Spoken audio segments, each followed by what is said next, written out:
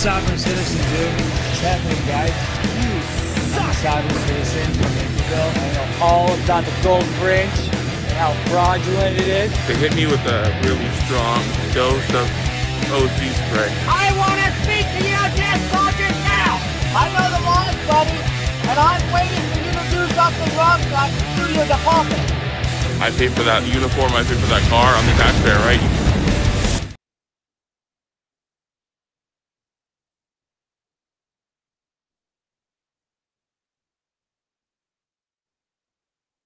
Whenever you're ready, Schrodinger.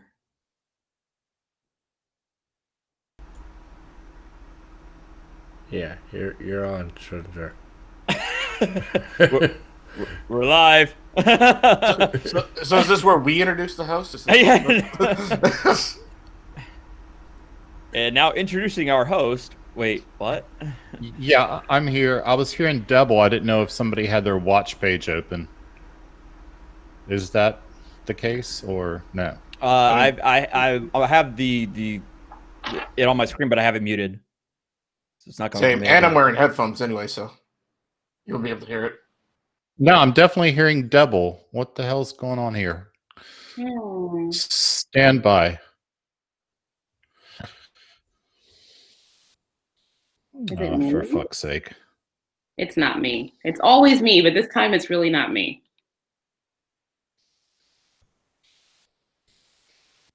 Okay, let me just close that.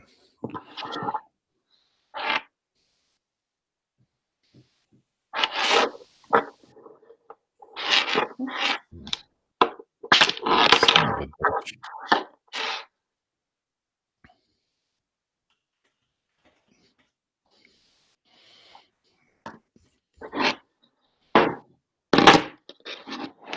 All right, let me just drop out and come back and see if that fixes it. Well, in order to not have a bunch of dead time. Yeah. Hi, everybody. Hello. I gotta say, Schrodinger Cat's intro is something I will never not love. Oh, it's so good. It's hilarious. Yeah. Yeah, and I have seen, especially the one video with the guy screaming, like, I know the law, buddy. I'm like, oh, God, no, you don't. No, you don't. No, you don't. No, you don't. The guy that's talking about how I just got hit in the face with some OC spray. I mean... I forgot his name, but he's like one of the worst. Serio. Yes, he's like one of the worst guys I've seen. Because he's just, not only is he rude, like most of them, but he's just the most arrogant I've seen in a long time. Oh, in terms of arrogance, I've seen worse, but I'm sure you have. But he takes the cake at just being like a terrible human being in general. I think that's more what I meant. Yeah. Just, oh my goodness. But yeah, so. So the guy dropped out. What happened? Rowdy? What was it? Rowdy? Okay. Yeah. Am I here now? Yes. You are roboting, but you are here. Yeah. Am I still roboting? Nope. Not now. No, you're fine. You're good now. Okay. I wonder why that was so screwed up. Because I had the watch page open so that I could look at the chat, but it was muted. Let me try to reopen it. Sorry, audience. We will get started here momentarily. Talk amongst. Oh, don't worry. We've been filling the dead time. Yeah. It's fine. Oh, all right. Let me try to open that. It's muted. Put it up on my second screen. We're very professional here at Schrodinger's Cat. Oh, I love that you changed the title. Oh. Yes, and the thumbnail. Thank you, Marvel Girl, for updating the thumbnail. He should have come on. I was watching his videos. I actually liked some of them. So, yeah, what he did was, and this is a tactic that flat earthers use, is he waited until the last minute. So it was after I woke up this morning. I opened up my email and it says, basically, he thought we were going to make fun of him. So we didn't. So he said he was just going to decline. which is weird because I was just the host. He was only going to be talking to you. Mm-hmm.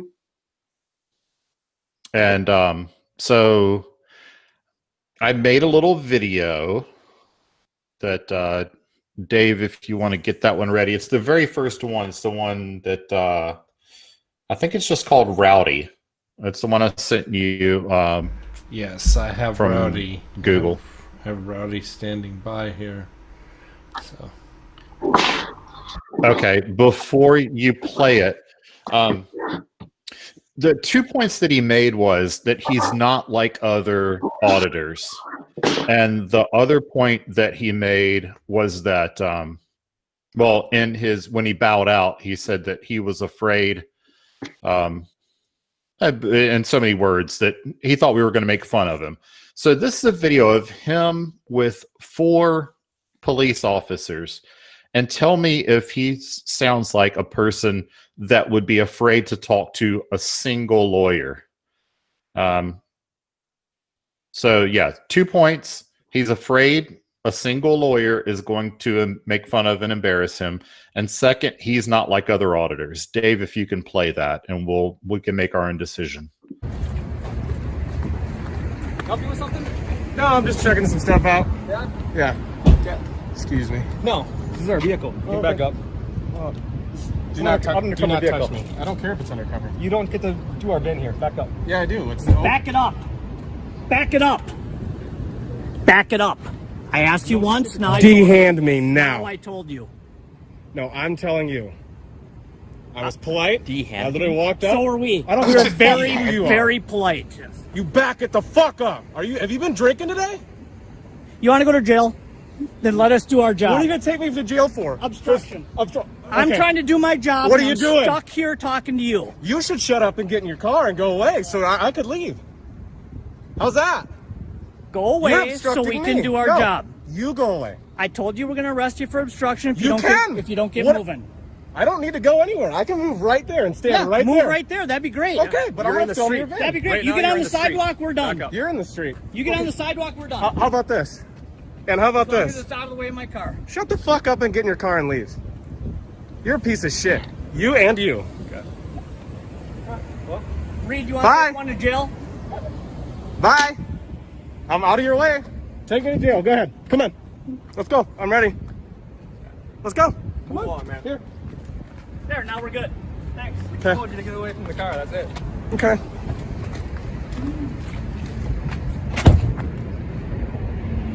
Fucking piece of shit. Wanna be fucking cool guy? Look at this fucking faggot. Oh, Fuck you too. You just fucking hit me. Back the fuck up! oh my God. Classy. You wanna fucking hit me? I didn't hit you. You just fucking hit me at the door! Stay in the street. Get in the car and leave. Good. I'm trying to get out of the car. Oh, you were? Yeah. Okay. You're trying Get in to the car and leave. that you're obstructing us from doing our job. You guys can leave at any point in time. To go to jail. You guys can leave at any point in time. Put your hands behind your back. All right. Nice. And then you upload All it right, to the so internet. that's the guy. That's the guy who is afraid to talk to one person. Yeah. And we're I don't supposed to see believe him that? Yeah, I don't see him much different than any of the other complete jackasses I see trying to do this stuff. In fact, the only nor thing I do would I. say is he failed. He failed only because he got arrested faster than most of them, and didn't even get the arrest on tape. So he's kind of worse, actually. Yeah. Well, some of his videos are not as bad, right? So, I mean, the ones that don't feature him anyway, where he was just, talking about, oh, this lady was illegally arrested and now she has a lawsuit. Pretty straightforward. And then I saw some of his other videos that were like, oh, interview with this MAGA person or whatever, But like his own interactions. With I saw those too. Yeah. His own interactions with the police are just, that was ridiculous. I also saw the one where he's chasing the sheriff's deputy down basically the highway. And he says that the sheriff's deputy's speeding, so he's pacing him. And at one point he says, okay, he's going 89 miles an hour. And in my mind, that means, okay, you're also going 89 miles an hour if you're pacing him. And he ended up getting pulled over by state troopers that said, "Hey, you were following this sheriff's deputy," and he was like, "Oh yeah, he was speeding. I was trying to flag him down." What? And a couple of times, I guess he yelled at him. He yelled at him to pull over, and the state trooper says, "Yeah, that was a prisoner transport. Of course, he's not going to pull over. That's out of the movies where they like pull over. We're gonna." So, yeah, that's on his channel. Why is it that these people think they can order the police around and then just arrest them? I don't get that part. Like, that doesn't come from anywhere. Oh yeah, I love the dude in the James Freeman video that's yelling at the cops to get on the ground. Oh my god, I was crying for at least a minute as soon as I heard him try to say that. Oh yeah, that was great. Like, oh yeah, let me hold this up to the camera. This came in the mail today. You guys see that? There's glare. It's a mug. You got to do it's a mug with his logo on it, right? Schrodinger's coffee mug. Yeah. You have to do like a beauty guru, put your hand behind it, or else the glare you won't be able to see it. Oh you yeah. Have to do like this, like a makeup guru, so that we can see it. Oh yeah, he did the makeup videos and stuff, didn't he? Yeah. Yeah, well, it's basically my my channel logo on a coffee mug. What it's going to be, I'm eventually going to do some Teespring, have some Teespring links up. It's up on Teespring, but I'm not very Teespring literate yet. But I bought it. It came in the mail today. Can we talk about that video again, if you don't mind? Yes, ma'am. Absolutely. Thank you. That was just as an attorney, that was ridiculous, right? Because you turned, once again, a nothing situation into an arrest, which seems to be a common theme. And it's like, who seeks out police interaction if they don't have to? You know what I'm saying? Like, a lot of my clients don't they're in trouble because they're running from the police. They're not trying to interact with the police. So right? It's such an interesting, any of my defense attorneys here will know what I mean. But absolutely. It's so interesting to find people who are purposefully engaging with police officers. And then not only that, cursing and, forget that they're a cop.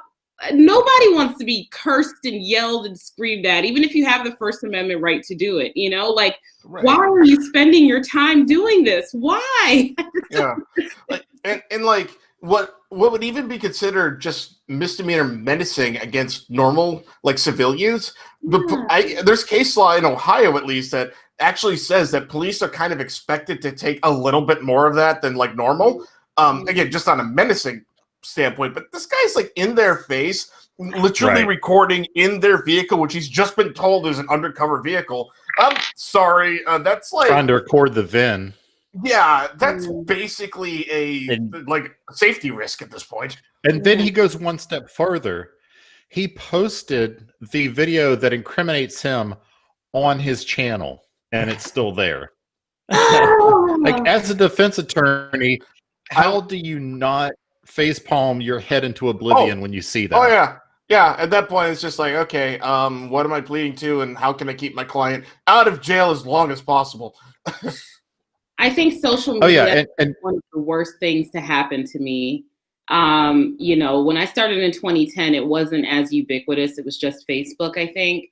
But as, Instagram and Snapchat, everyone's just committing their crimes online. And I can't. I don't understand it. Right. Yeah. And here's an official call out to anybody in the chat. If you are a First Amendment auditor / sovereign citizen or anything on the spectrum, then I'll be watching the chat. Let me know. I will send you a link.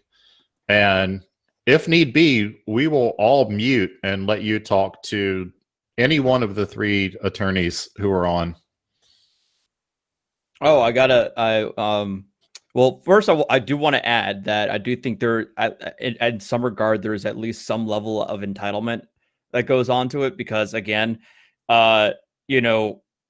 these are folks who probably can't afford to get arrested. They probably can't afford to be able to get themselves out of, out on bail. And even then, it's more than just the people with a lot of people who donate to the legal defense fund. I mean, oftentimes some of these, frauditors are just starting out, but they apparently still have the entitlement to where they think that they know that they can get out on bail, in 24 hours or less than that.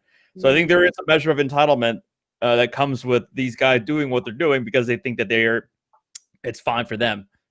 Compared to, as what Natalie mentioned, compared to people who aren't as entitled, who don't have the kind of resources that they would have, and so they would never try to do the things that these guys are doing here.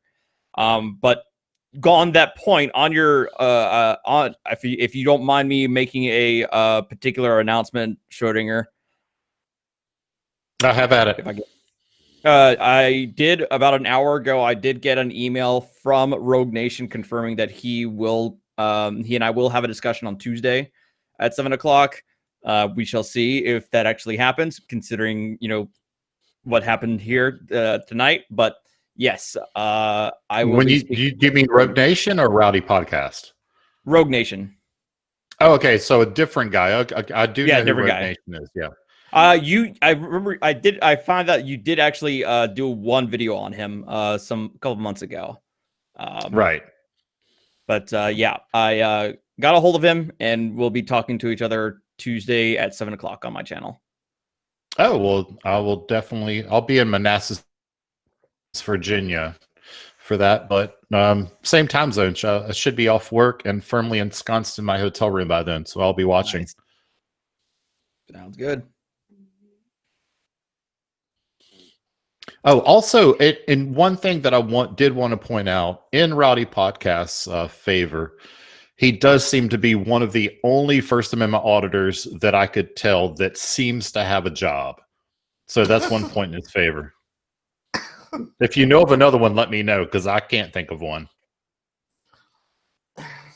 I really just wonder where people get the time and the resources to want to be incarcerated, and then on top of that, like Artie said, then not have jobs. I mean, I wondered that too.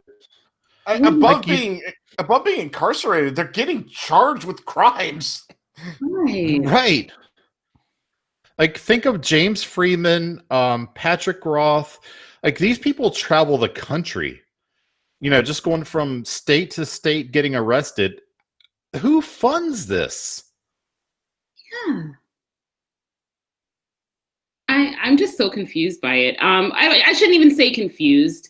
I think the better word is confounded. I am confounded by it because I see what incarceration does to people, and just to actively seek it out, film yourself getting arrested, getting criminal charges, and then uploading it online in exchange for what? A few clicks, a few ad revenue stream dollars.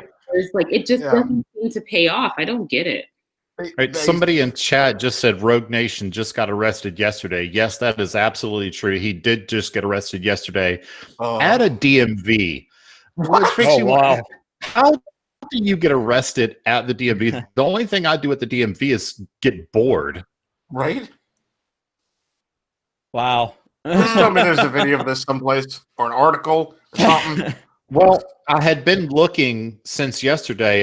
Degeneration Nation sent me a message and said not only did Rogue Nation get arrested, but the channel Freedom to Film, he also got arrested.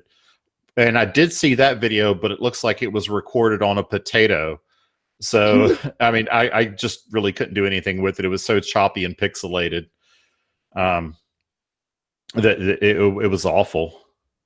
Okay, so I am out on Rogue Nation channel.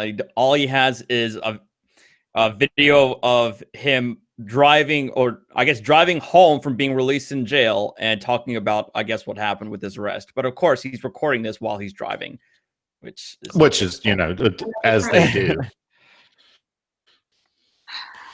At night. The theme for tonight, since it looks like we don't have anybody in the chat who's willing to come on and have their and have a chat with us. The theme for tonight is a schism of sovereign citizens who call themselves Moors. Natalie, are you familiar with Moors? Because if I not, you're in am. for a while. I am. I've actually attempted to represent some of them. We get them here in my. Oh my God! Time.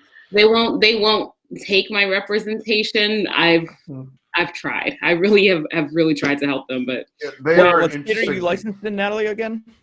I'm licensed in Maryland, but I'm in. Okay, yes, then yes. Okay, yeah, because I mean, yeah, in the southern New Jersey, Philadelphia area, that's where I feel like a lot of them are at, and I've dealt with them myself. So we've had parts of Ohio too. There is a lot of them there. I was gonna say in Northwest Ohio, I can remember one specific case. It wasn't mine, but it went to trial. The guy represented himself, and you knew it was I knew it was who they were because I read all the filings and whatnot. But they came in, they're all wearing the same tribal uniform, fezzes and everything. And funniest thing of it is, the guy actually got acquitted. Oh, I have a similar story. Because the pro se, he got acquitted at jury trial because the prosecutor's case was just that bad.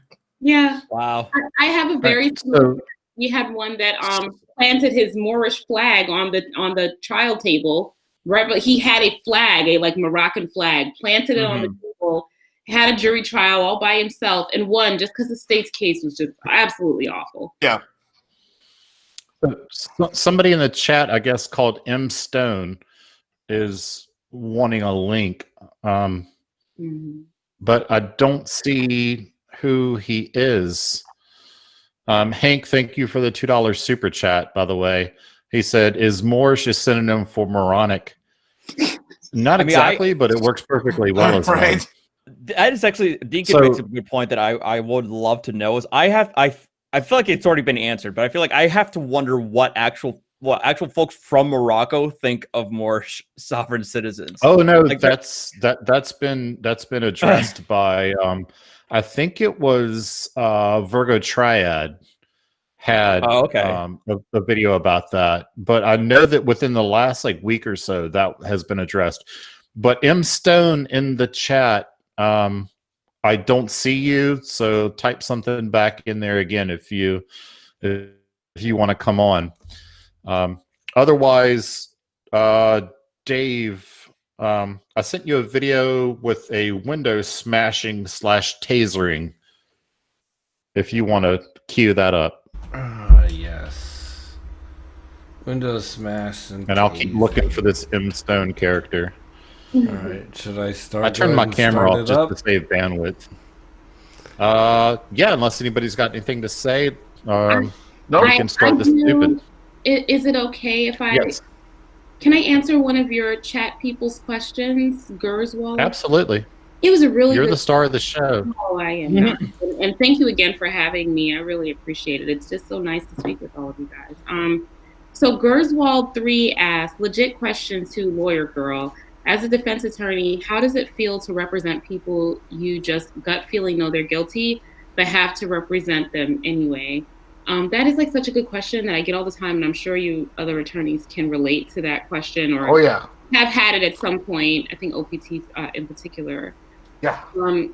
So we have a right to counsel under the 6th Amendment of the United States Constitution, and I am what I believe to be as a constitutionalist. I believe that a lot of our rights flow from the Constitution as a living document, and so I kind of take my consolation in that. I think of myself as a defender of the Constitution, right? So that no matter how difficult the case may be or bad the facts are, I am consoled by the fact that I am providing a service that upholds the Constitution. And no matter how bad the case is, how guilty the person is or may seem, or sometimes the person is really mentally ill or the crime is really horrible. But I know that by doing the best that I possibly can do for this person, and if the prosecutor does their job, then justice will be done, right? Absolutely. And so that just makes me feel good. We just can't have a system where people, get railroaded. It just doesn't work. And so that's kind of what I think about it. I don't really think about the person themselves and the morality of that person. I think about the fact that, you know, your right to remain silent and ask for an attorney comes from this case called Miranda v. Arizona. Is that right? Yep. Miranda v. Arizona. Miranda was a bad guy, right? Yep. So we get our rights from bad people, right? And so protecting those people fortifies our rights in our Constitution, because if we protect the least of these, then we can protect all of them. Right. And I mean, in big cases like that, like, you know, Brady v. Maryland, I mean, that made the playing field way more fair than it was before that. Yeah, this is one of the only like few videos I've actually done on my channel answering the question that my friends always ask me as to how can you defend someone like that? It's the same answer, basically. It's like I saw myself as I'm protecting the system. The system only works if we have, you know, the prosecutor doing their job and a defense attorney zealously representing their client. And yeah, a lot of cases end in a plea bargain. Absolutely. Why? Because number one, a lot of times I found my clients were, yeah, maybe they were guilty of, you know, close to what they were charged with, but maybe what they're charged with wasn't, you know, exactly the best, you know, charge. Or maybe we just need to get these people like help, or, you know, into like either like drug treatment or something like that. 'Cause I know I saw a lot of my clients that had drug and alcohol issues. And the worst thing is, it just depends on what judge you get. Is either they're going to prison or they're actually going to get help before they send them to prison. Yes, that's such a good point. And just real quick, someone said that I think some of the people in here are disagreeing whether or not the Constitution is a living document. That's not really up for debate. The Constitution is an evolving and living document, because otherwise I would be a slave and not be able to vote if it wasn't. So the Constitution is thank God for that. It's a living document. We have a 13th Amendment because that's what the Constitution can be adapted. Oh yeah, we have a lot of amendments because the Constitution is a living document. Right, and it's like, if you enjoy being a lawful gun owner and you believe in Second Amendment rights, then you also have to believe that the Constitution is a living document, because the Constitution didn't originally provide for us to have weapons, handguns, as a right.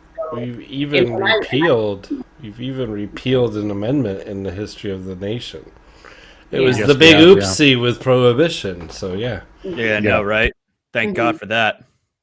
So in the interest of moving along, so M. Stone, he wrote in the chat that he's not an auditor, he's just bored, so he wants to come on, and that's not how this works. No, M. Stone, you're not getting a link. I mean, you know, it's commendable, but yeah, no, that's not how this goes. Nice try. But instead, I think we would like to watch a Moore get his window smashed and get tased. Oh, please. So I think this one, if I remember correctly, is one that we talked about last Saturday with the lieutenant who breaks the window with his bare hands. So I was happy to happen upon this one today. So Dave, if you would be so kind. Police behind me.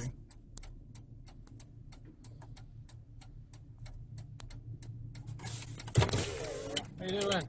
I'm good, officer. How are you? Good. Need to see your license and insurance, please. Can I get your name and badge number for the record, It's please? Lieutenant Cochran with the Powder Springs Police Department. First name, Lieutenant? Lieutenant Cochran. What's your first name, Lieutenant? It's irrelevant. I need to see your license and proof of insurance. If your name is irrelevant, so is mine, officer. Sir, I need to see your license and proof of insurance. Are you conducting an investigation? Yes, sir, I am. I have you for speeding, 72 and a 55. Is so I need to see your driver's license. Is speeding a crime? Yes, it is. I need to see your license and proof of insurance, sir. Can you prove that I'm driving? Sir, I need to see your license and proof of insurance. Am I driving? Yes, sir. No, I'm not. I'm traveling. Sir, I'm going to ask you one more time. Unlock the door. I will not. Unlock the door. I will not. I'm giving you a lawful order to hand me your license and proof of insurance. Yeah. See how well this can work out for you, bro.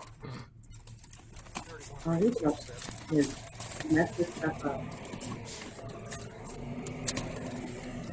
Sir, I need your license and insurance. You hold on. I'm sorry? You hold on. I can't hear you. Hold on.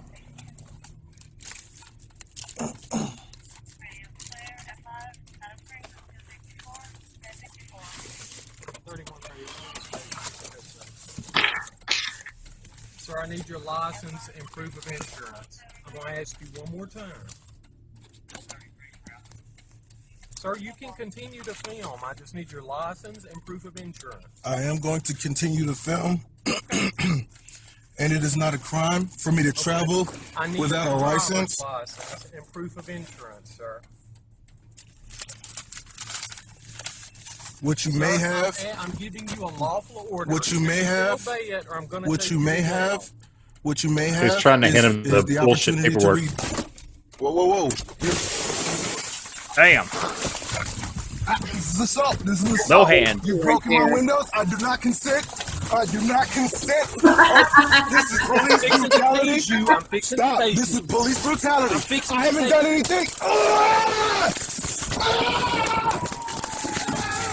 Damn. Wow. Do it again. I'm going to tase you again. Do it again. All right, unlock the door. Don't mess with Lieutenant Cochran. No. Oh my God. I'm going to tase you again if you move. Keep your hands up. Keep your hands up. Keep your hands up.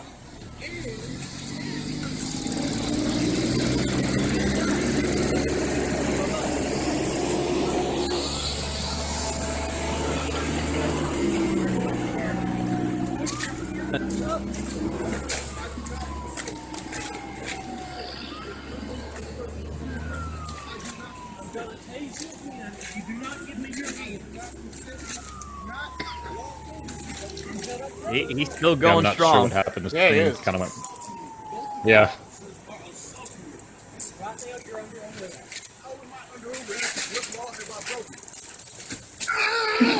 I just heard the cuffs. Oh, there he goes again. Ride the lightning, son. Give me your hand. Give me your hand. Give me your hand. Give me your hand. Get your hand. I'm on it. I'm on it. I'm laying on it. Stop resisting. I'm not. I swear to God, I'm not. You're laying on it.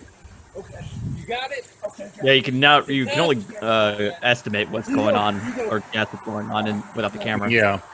That's okay. Hey, even James Freeman was smart enough to only get tased once. I haven't broken any laws, and I was Haven't broken any laws. on my way to destination. This is not lawful. I do not consent to this. This is an unlawful search and seizure. Oh my God, I've been tased. I've been attacked. My driver window has been broken by this. You weren't driving. How is it the driver window? Yeah. Yeah, that's a good point. I missed that part. Nice one. Nice one, yeah. Officer got cuts from when he broke my window. I did not touch him. I am not resisting arrest. This is not lawful. I do not consent. You don't have to consent. You're under arrest. There you go. Nice. What delegation of authority do you have to place me and under arrest? refusal to provide ID. It is not a crime to travel without identification. And a driver's license is not a form of identification. It is permission to drive or conduct commerce on public highways. I am not conducting Oh my God. commerce on any public road.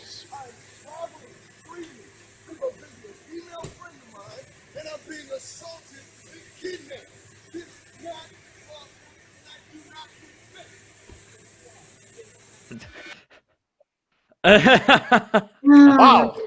Wow. And he uploaded this himself, huh? Usually that's what happens. I mean, it's his own perspective, right? Yeah. So at some point he uploaded it, and then other people like copied it, downloaded it, and uploaded it themselves. Yeah. So Yeah. it's not the cop's body camera footage. It's its own Right. cell It's phone its own, video. Yeah. I was more making the point that that's really sad that he uploaded that himself. Oh yeah. Right. Absolutely. Yeah, and I have to say I apologize, Anthony. Jesus Christ, hold on. I missed a super chat, which I hate to do. So, Anthony Sullivan for $5. I apologize that I did miss your super chat. And then there's another one from Ridge152 for $10. That emoji that says #1 fan.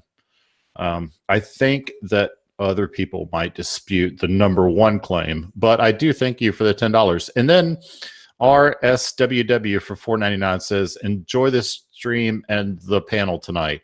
Yeah, this is the all-star panel that it works very well. Everybody seems to the chemistry works, so I'm super happy with that.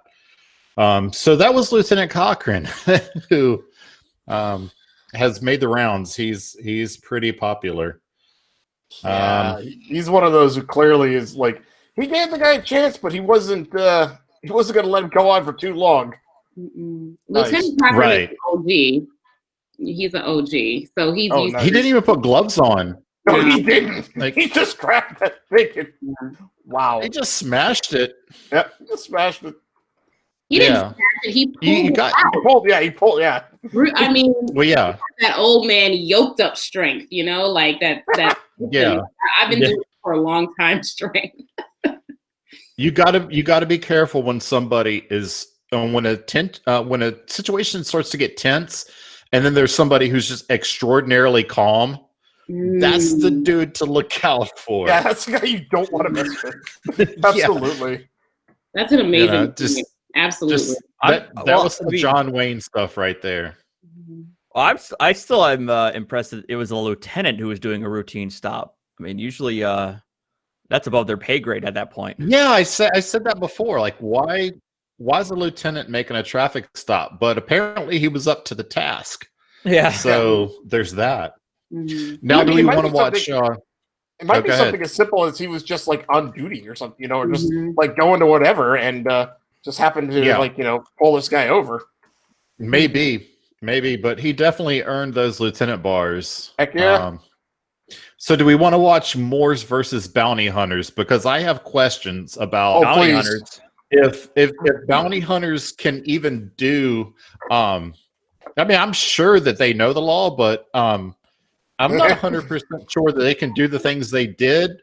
But it's pretty awesome what they did do. Now you guys can weigh in on the legality of it. I like bounty hunters. Like, they have a place, 100%. But like some of them, they're illegal in my state. What do you say? Oh, are they?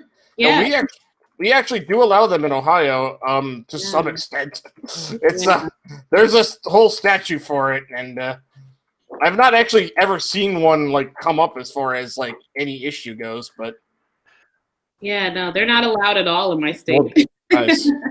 So it's very interesting. Well, Dave's got the link, so let's see what this. It's hilarious, if nothing else. Relics of a bygone. So Dave, whenever you're ready. Now. Last chance. We're way past of Dog the Bounty Hunter on A&E. Oh God! Come out! Come out! Come out! Come out! Open the door then. Come out, we have one! You got 5 seconds! 5 seconds! They say they have a You got warrant. 5 seconds! I am a Moorish American. Yeah, I know. I am a Moorish American. I am a Moorish American. Come here. I am a Moorish American. Come here. Let me see them hands. What? You I what? am a Moorish American. I don't know what that is. Let me see it. You in violation Let of me the see it. law. Where's your search Let me see warrant? it. Let me I see am a it. Moorish American. Get on the ground. I'm a Moorish American. Get on the ground first. Get on the ground. Get on the ground first.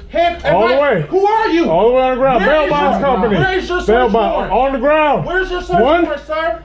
2. Okay, look, here. Get on the ground first, and then I'll handcuff you. Why? Get on the ground Are you gonna first. try to hurt me? Anybody gonna hurt you? Come on, you got a warrant. Who are you looking for? You ain't gonna get hurt. Get on the Who ground. are you looking for? You skip bail. You. My wife is videotaping. That's okay. Come on, get down. Who are you looking for? You. Where is your Sit search down on warrant? the ground. Hold this. Where's your search warrant? Do not tase me. I have heart Get down. problems. Okay.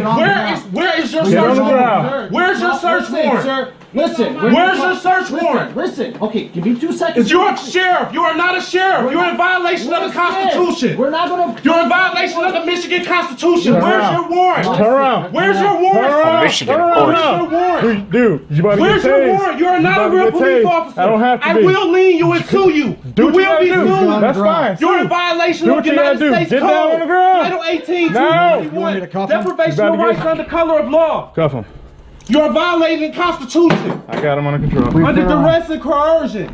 Under duress and coercion. Turn around. Please. Under duress and Turn around. coercion. Under duress and Turn around, coercion. sir. I am a Moorish Open American. your hands. That's fine. I am a Moorish American. That's fine. Thank you, sir. You're good. You are violating the law. Please do not move, sir. You are violating the law. Stay right there. You please. will be fined and sued for this. Do what you gotta do. You're in violation of the law. Here, watch out. You're in violation of the law. I don't have anything talk on to you now? You are in violation of the law. Are you a Wayne County Sheriff? Can I speak to you or not? No, you are not a real police officer. Just say You are an balls if you agent. want to. I am a Moorish American. Excuse me, I, let's leave my I've house. never seen this before, so that's why I'm listening in. Right.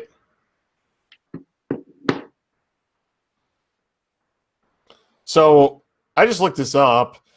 Michigan apparently allows the practice of bounty hunting, but does not require a license to do so. Oh my God. Oof. Oh wow, I would think there would That's a at least problem. be a license. Yeah. The state But is Michigan has its fair share of sovereign citizens as well. Yeah. Now I am saying this. I'm not 100% certain because I'm reading a website that is literally howtobecomeabountyhunter.com. But it does cite to actual statutes, so I can't imagine this is completely incorrect. But again, not legal advice, please. Yeah, but apparently, yeah, no license. Jeez, what? How in the world? Like, I knew Michigan was all like screwed up because I live next to them and all that. But geez, Well, we know Mr. Ohio. Okay, we get it. You're rivals. yeah. Well, I just had to fact check myself because you looking that up made me look up Maryland. And apparently Maryland's in the same position. Bounty hunters are not illegal, even though they don't operate here. There's bail bondsmen, but no bounty hunters. They're not illegal, and there's no licensing or registration process for those in the profession. But it looks like bail bondsmen are the ones that need to hire the bounty hunter, and the bail bondsmen here don't hire them. So Yeah, that was my understanding. Is that bounty hunters were almost exclusively employed by bail bondsmen for people who skip bail. Mm-hmm. But I do have a $5 super chat from Richard Petrusev. Hopefully I said that right. Just got here. Perfect timing, though. Morons are endlessly entertaining, and I totally agree. I cannot get enough Moors. Yeah. But yeah, there's more to this video if we want to keep going there's on. more? Oh yeah. Yep. More stupid Dave. Get my effects. Those are my legal papers. We'll grab them. Those are my identification. We'll grab them. I'll get it for you. Put it One back second. in my pocket. I will. Where are you taking me? Where are you? You are kidnapping. Please calm You down. are kidnapping. This is kidnapping. You will all be charged. I need everybody's name and badge number for the record. Are you a county official? Are you sheriffs? Calm down. No, you are in violation. You're in violation. No, you are in of your violation bail of bond the contract. Constitution That's of you. America. I You rescind skipped all out on. contracts. I don't give a fuck what that is. You are in violation of the Constitution. Yeah, I am a Moorish American. This is Don't what it is. know. You're in Yeah. violation. I am a Moorish American. Take him out. Don't snatch me like that. Get I'm out. not snatching anybody. You're great. Let's go. Pretending you're some shit. Get out. No, I'm not pretending Get out. nothing. Get the fuck out this fucking house. You got any questions? Do you want to go to jail too? Where are you taking me to? No, stay right here. Stay right here. This is kidnapping. I am a Moorish American. I don't care what you Hold are. that. You're not I'm no gonna sovereign. I am a Moorish American. I don't know what the fuck a Martian American. What, a fucking Martian?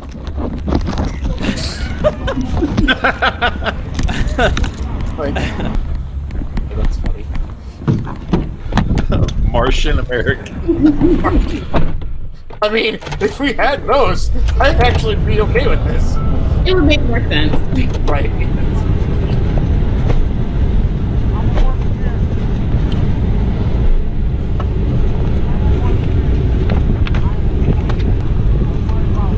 I think that might be nearly it. I don't totally remember. First Amendment right. You're in violation But you're a Moorish Wait, American. whoa. What is this just a First Amendment right? What? Is that what he just said? Okay, Yeah. it's not Yes. near the. It's not near the end. Ironically, it's nowhere near it. Which is Oh, is there more? Jeez. there's okay. It's not even halfway through. Like we're 4 minutes into it. What's left? But they got him. I don't know. Yeah, they Probably got still him. talking all the way wherever Oh, they're sending him. Apparently. I'm just curious. But yeah. I don't know about the whole if they can like smash the door and everything, but I mean I approve on a personal level. I wonder if there's like a contractual agreement that, you know, we'll post your bond for you just paying a small percentage of it. And in return, if you don't show up to court, we'll kick in your fucking door to get you out. Like Perhaps, yeah, there could be That's some the only- clause. Yeah, in there. that's the only way you can think of that. If you agree to post bond, then you open yourself up to Now they said that entry. they said there is a warrant. I don't know if that meant that I mean, they that had a would- warrant, like they were tasked with this. I No, don't my know. guess is that there is a warrant for this person's arrest for skipping in court. Because actually, on this website, they actually call them, at least in Michigan, apparently skip tracers. So Yeah. when he says they have a warrant, that means they're likely. That means there is a warrant for his arrest, and whatever bail bondsman bailed him out wants to secure his presence so they don't lose all their money. Yeah, I've heard that term skip tracer. That is basically the same thing as a bounty hunter. Right. It's interesting because in my state, and I've practiced in several areas in the state, rural, urban, we don't have a problem with the police going and getting people on warrants. I think it's so interesting that there's even a need for them, for these bounty hunters, because where we're at, the police go and get you, people don't have their warrants for long. I actually can answer that, at least in the state of Ohio, to some extent. In Ohio, if you are surety and you pay for someone, you put up somebody's bond and they skip out, if the surety does not play any part in getting the defendant back to court, they can still lose the money that they put up for them. Oh, wow. Now, I will say that most of the time, especially if they catch the guy almost immediately, at least in my county, for the most part, they don't have the forfeiture hearing. They're just whatever. Now, but if it goes on for a while, they will have the forfeiture hearing, and the bonds agency will, in fact, lose their money if they don't, in some way, help the police or themselves get the guy back to the courthouse. Oh, so they want this. They want these private citizens to be involved in getting other private. I guess. I mean, in Ohio, you do actually have to be licensed. And there's an entire procedure, apparently, which I didn't even know about. But but I just looked it up, and at least New Jersey does have some semblance of regulation in order to be able to do this. So, yeah. So yeah, it's apparently a thing still. Well, then, and that was fun. And next, we have one of my personal favorites that I just happened upon. I've been looking for it, just because the guy is so over the top, and he can't say the word here, which it's just endlessly entertaining to me. But first, we have a $10 super chat from Christopher Saman. I want to say because there's two A's. I'm a true Martian American that was that was dropped of the Martians from a world who finds these Moors. Americans. This is a little bit broken. I'm trying to decipher it. Americans more stranger than the Glaberians who run after the static electricity. I don't know. I did my best, Christopher, with what you had written there. I truly hope that you didn't waste $10. But I think he says he's a Martian and something about Earthlings are stranger than Martians. And static electricity. I lost it. I truly okay. Oh, well, he did say finally somebody pronounced my name right. So I got that's a win. I'm putting that in the W column. Just so you know. So yeah, the next and last one. So I guess you guys need to start searching for some links to for something else for us to watch. But this one's pretty good. You're going to be entertained by this one if you've never seen him. Dave, I can't remember what I called it, but it's the guy who kept saying, "I'm right, her."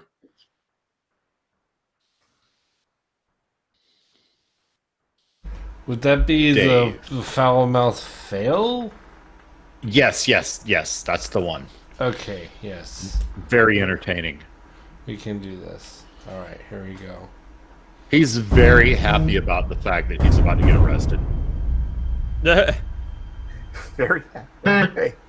Trotter, 10822. Okay, so I'm getting pulled over for sitting in the parking lot. Oh, no, not this guy. AutoZone. I didn't use the turn signal 100 feet. Wow. I'm not even moving, dog. So, Refusing to provide your license when you operate on public roads. bro, I'm not committing a crime. I just been sitting right here. It is a violation of traffic. But I'm just sitting here. I'm sitting at an AutoZone. What offense if I'm committing? Bro, you just drove by here 10 minutes ago. You went all the way down Walnut Hill and everything because I saw you go that way. And then you just happened to bust a U-turn to come all the way back around and say I didn't use no signal? That's correct. Sir, no, man, no. Where's your sergeant at? Bring your sergeant out here. I'm not talking to you no more. I refuse to speak to you. I refuse to speak to you, sir. Look, dude. Those glasses are real, though. Did they say what he pulled him over for? I may have missed it. Failure to use the turn signal, I think. What offense did I commit? He said that, so I did not commit real. any offense. I did not commit any offense. I don't have to listen to you. You are a public servant. What we're dealing with here is a complete lack of respect for the law.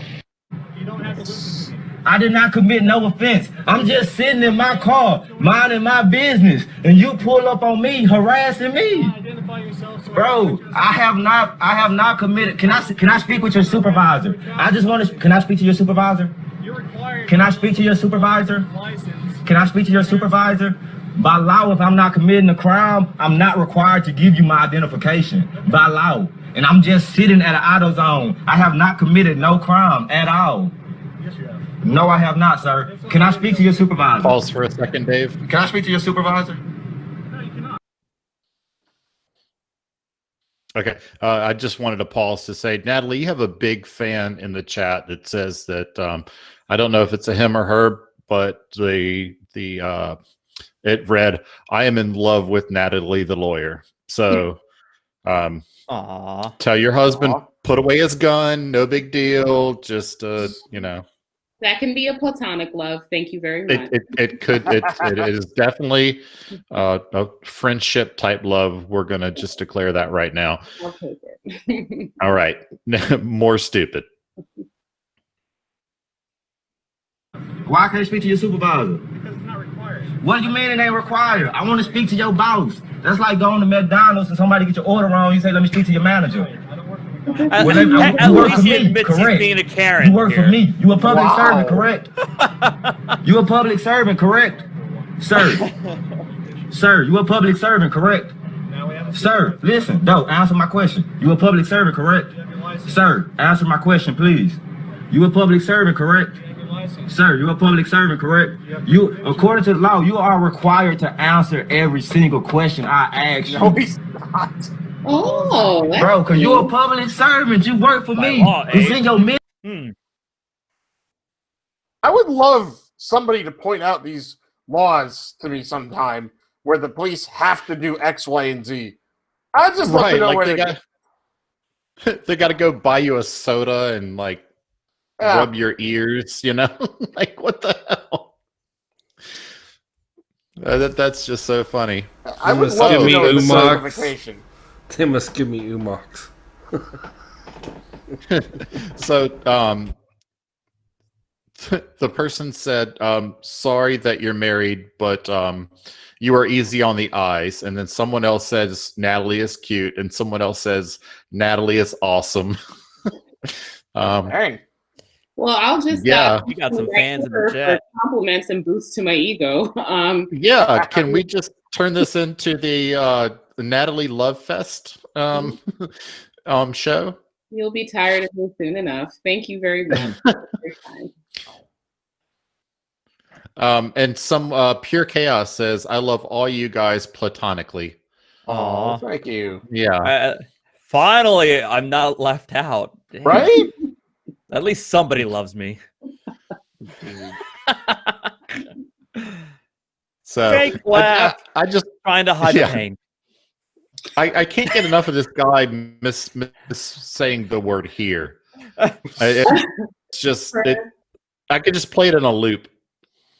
I love him. Can I just say that? We've got a detractor. Somebody says, "Love all you simps." And as far as I know, I'm not up to date on all the cool kid lingo, but I think simps are a bad thing. We are all ready to start simping for Natalie. Let's be honest here. Right? What?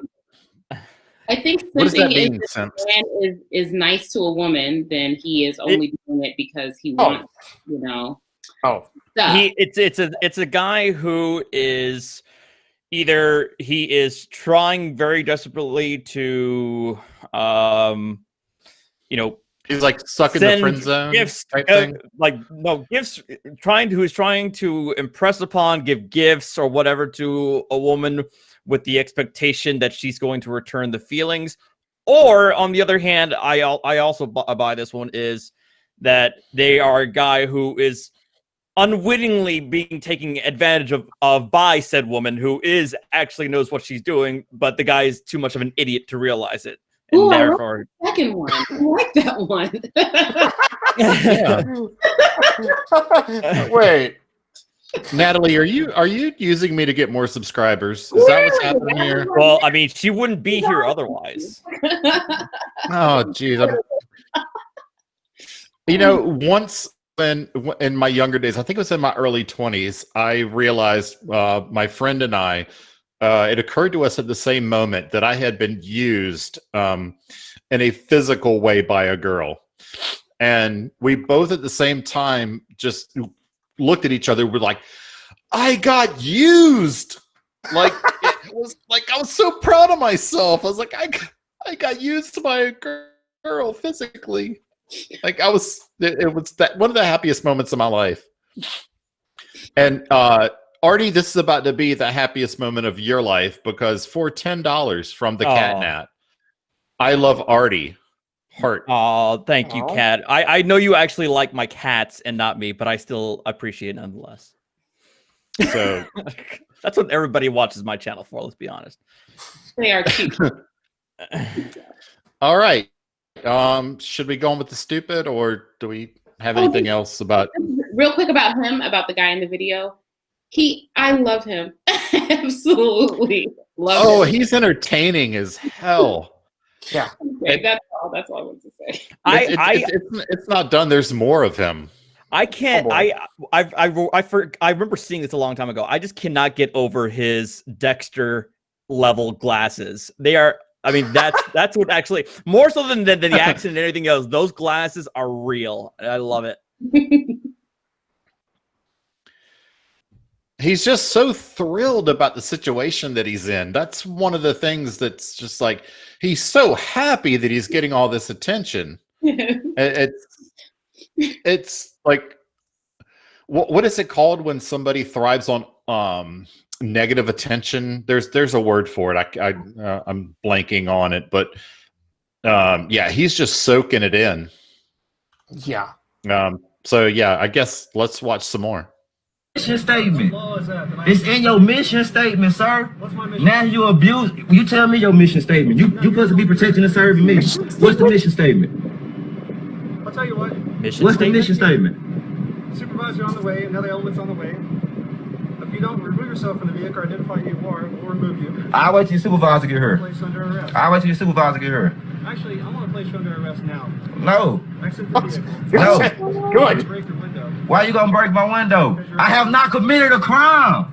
You are under arrest. What crime have I committed? Violation of what? I'm what? Signal where? Well, I turned in and it ain't even 100 feet. No, you're making this complicated, sir. Nah, bro. Nah, bro. I know my law. No. They got me fucked up. Dumbass, that's why the back door was unlocked. Stupid ass. I mean, is he saying, oh, is he Nigga got me fucked up, nigga. You drove halfway mission across the world and want to come fuck with me. What type of shit is that? Nigga been sitting up here for 10 minutes. You want to bring your dumb ass back up here? Nigga, that's dumb in the hole. Been sitting here for a whole 10 minutes. Nigga sent your ass 10 minutes ago.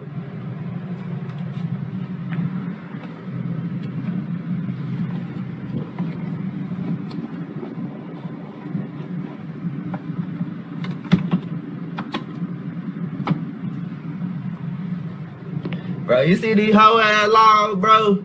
These hoes ignorant. Nigga been sitting right here for 10 minutes. He gonna say I ain't use no blinker. Nigga, what? He's I indignant. been sitting here for 10 minutes, bro. Yeah, they're I ain't ignorant. even went nowhere. Chill out. You tripping. Does he think AutoZone is like home based? Like, where if you get to the AutoZone, the police can't do anything to you? Oh, so he got It's like GTA in the Yeah, I know, right? Go find a freaking a chop shop and hide your car. You're good. You'll lose that 4-star rating. Exactly. Yeah. Like a video. Oh, you changed cars, I guess. That's it. Bye. For £14.99, you guys all rock and are the top squad with Virgo, etc. As backup, found another channel of a frauditor as well. Virgo Triad is pretty awesome. She's great. She digs deep into the pulling up court records and stuff. I lean on her a lot when I need some information. Oh wow, that's I need to check her channel out too. Then. Oh, you don't know Virgo Triad? Yeah, I don't think so. I never realized that I was going to actually drop Pacer money just for this hobby, this side hobby of mine. But yeah, here I am. Yep. Oh no, she's always she goes on Pacer and she's looking up court dates and she's giving you updates on people's cases. Like what's that the one the Tracy Gale Bay or Gale Tracy Bay or yes. They're she's always giving updates on her channel. So or on her case. So Tracy Gale Bay, basically she got foreclosed on. She's a Moor. She got foreclosed on. They moved her out of the house. She broke back into the house and lived there, basically squatted in her house that was foreclosed until the police finally came and got her, and she's been in jail ever since. That's the cliff notes. The big thing is that the primary bits was I can't remember if that included the breaking back into the house, but a big of them were several counts of child endangerment because they were squatting into the house. Instead of, obviously paying for electricity, they jerry-rigged about 12 car batteries, to one next to the other, inside the garage as a makeshift generator. Yeah. Wow. And it turned into a explosive, obviously a fire / danger to everybody else. So she got child endangerment on top of that. Everything's because she had 2 kids with her while they were squatting in this place. The fire marshal said that it was like one of the most dangerous setups he had ever seen. Oh my god! Wow! I saw pictures. They took pictures. I saw it, and it was unbelievable what they were. what possessed them to try and do this? Oh, where I live, on the eastern shore of the state, I think in Snow Hill, there was a family that was living like that. They weren't squatters, but they're the dad, he was off grid, like people. Yeah. Yeah, like they just couldn't afford to pay for the electricity anymore. So he used a generator, and somehow the gas to the generator, like the fumes leaked into the house and killed everyone. Like 5 people. Oh yeah. Carbon monoxide. Yeah. Dangerous. Yes, that's it. Carbon monoxide. So it was like 5 kids and the dad, and like this was different. Like I said, it just wasn't a squatter. He was just really on hard times. But you can't do stuff like that. It's. I mean, you're better off like lighting a fire outside or something like that. I don't know, but like bringing a generator into your house or car batteries, or anything, you're gonna like really possibly kill those kids. Those are real charges right there. Those charges are well deserved. Is what I'm trying to say. Yeah. Well, I've got a lake house. My family and I, we we're basically off grid because we're way out there. We use generators, but it's 50 feet away from the cabin. We've got heavy duty cords running to it. I mean, all this stuff is professionally installed. I mean, we have running water and power and all that, but it's done the right way. You don't take a damn generator into the house, idiots. For 5 pounds, Carol Henderson says, what do they mean when they talk about the color of law? Love your live streams. Oh, that's a question for you guys, because I don't actually think I can intelligently answer that either. The only thing I can think of, because I'm not sure I quite get it, is they try to, because they say, oh, you're not acting under law, you're acting under color of law. I think they're trying to say that the officers don't, since they're not like sheriff's deputies, because apparently a lot of sovereign civs believes only sheriffs can do anything, they're acting under the corporation's law, aka the city's ordinances or something like that. I don't know. Marty, do you know more about that? Because I've never been able to figure out what they mean by the difference. You're going to have to repeat it. I had to get something real quick. What do they mean when they say you're operating under the color of law, not the law? What they're referring to is they are referring to the federal statute. Okay. The USC. Oh my God, I used to have this memorized. Anyway, the statute is that you can file a lawsuit against a public official who violates your constitutional rights while supposedly acting under in the course of their own duties. So that's what they mean by under color of law. USC 241, 242. Yep, okay. 241, 242. That's what they mean, because the idea is rights. that you are the public official is violating your constitutional rights while supposedly acting under the guise of their official duties. That's what they mean by color of law. I know way too much about this. This is ridiculous. There, you see, I just upped your viewership by like 30 just by having the cat. So just by having the cat, yeah, everybody wants to see the cat. If anybody in the chat has the link to the arrest of Tracy Gale Bay, that was pretty entertaining too. If you want to pop that in, I would love to see this. I would love to. I've seen it. I saw it, and I was. She's in like a classroom or something. Yeah. She was in the middle of a class. She's a guru on top of everything else. She's one of the teachers. I was upset at either Van Balian or was it Degeneration, because they didn't have Yakety Sax playing while she was being arrested. Well, I think my number one problem with the Moorish Americans, more than separately from my issues with the sovereign citizens, is where they take other people's property. It's one thing with you were living there, you were foreclosed on, it belongs to the bank, and now you're going back there. That's a problem, yes, but that's not like a person. But sometimes like someone will go on vacation and they'll come back and there's like Moorish Americans squatting in their house, and it's just like, that really bothers me. Like, you're not trying to get out of a traffic ticket. You're you're victimizing other people, or you have a landlord and you refuse to pay your rent, and now you're squatting in their house. Like, that's really Clifford has it in the chat, by the way. Mm-hmm. Yeah, no. Well, I mean, I'm sure you saw the Daily Beast article that was a couple of days ago, Natalie, where they highlighted this exact situation where it was not just people who were out on vacation. There were Moorish Americans who were literally walking up to their people's houses, while they were in their houses, telling them, "You can't be here anymore. Leave, because we own this house." Like they're getting that bold now. Wow, that's crazy.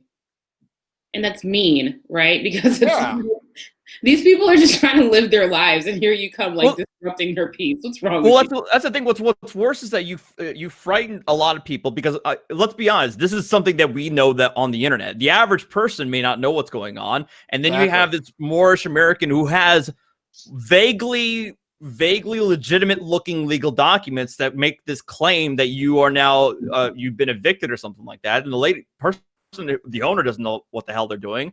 So yeah, it just creates like some level of apprehension about who are these people? Why are they saying that I don't own my own home anymore? Right. Well, let's finish with the I'm not her guy, and then I just sent the link to the arrest of Tracy Gilbay to Dave. But first, this guy is just too entertaining for us to cut him short. I love him.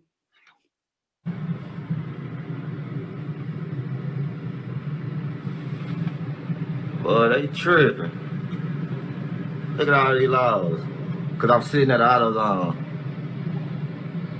Nigga about to go buy a part.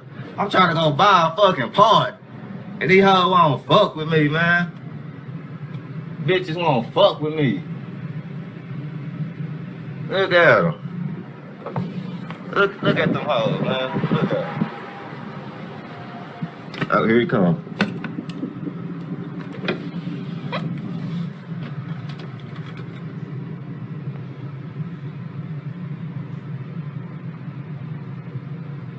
I wanna see what their next move gonna be, goddamn me. Got me fucked up. Real shit, you got me all the way fucked up. All the way, bitch. Tell me I gotta give you my name. Nigga, I ain't gotta give you my name, boy. I ain't even committed an offense, nigga. I know my law. Oh, I don't think so. I ain't one of these ignorant ass stupid young niggas out here, bro.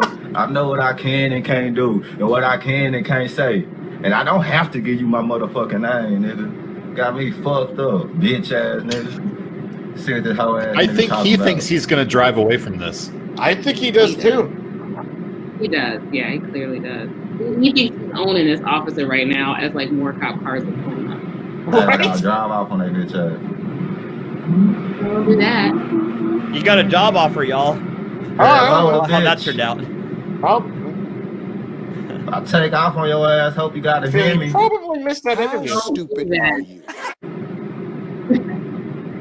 I'm tone suited and booted, bitch. Man, I need a blunt. I need a whole fucking blunt right now. For real, these niggas got me tweaking. Wow.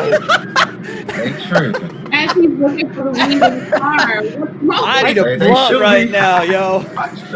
Nah, they gonna shoot me. Niggas might try to mace my bitch ass. Stop for real, chill. LOL, you petty.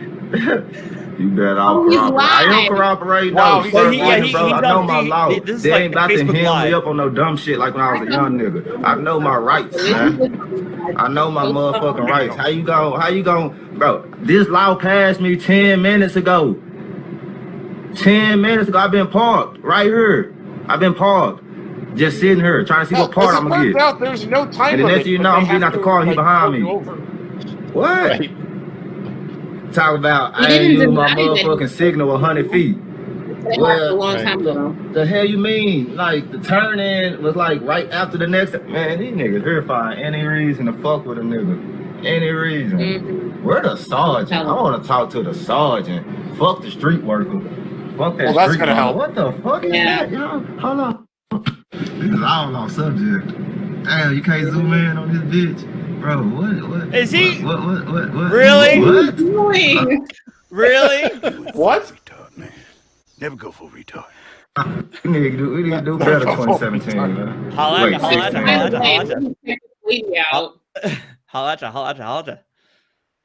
Let me look at some math in the middle of this. I just absolutely love him. I want to adopt him. I want to take him home with me. I do. He reminds me so much of my clients. He's so cute. He's wrong about everything. And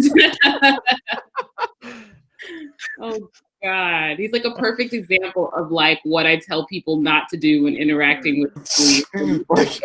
like everything he does is wrong. All of it. 100%. You mean you don't tell your clients to go on Facebook Live in the process of breaking the law? Well, unfortunately, normally by the time I get them, they've already done it. Right. It's usually too late by then. Exactly. Yeah, we're damage control. Yeah. The internet is really the bane of my existence. My clients put all their crimes on there. It's so bad. That and the phones inside the jails. Oh my God. Oh my God. Oh yes. I see so many, and I'm the only person on here who, beside Dave, that's not a lawyer.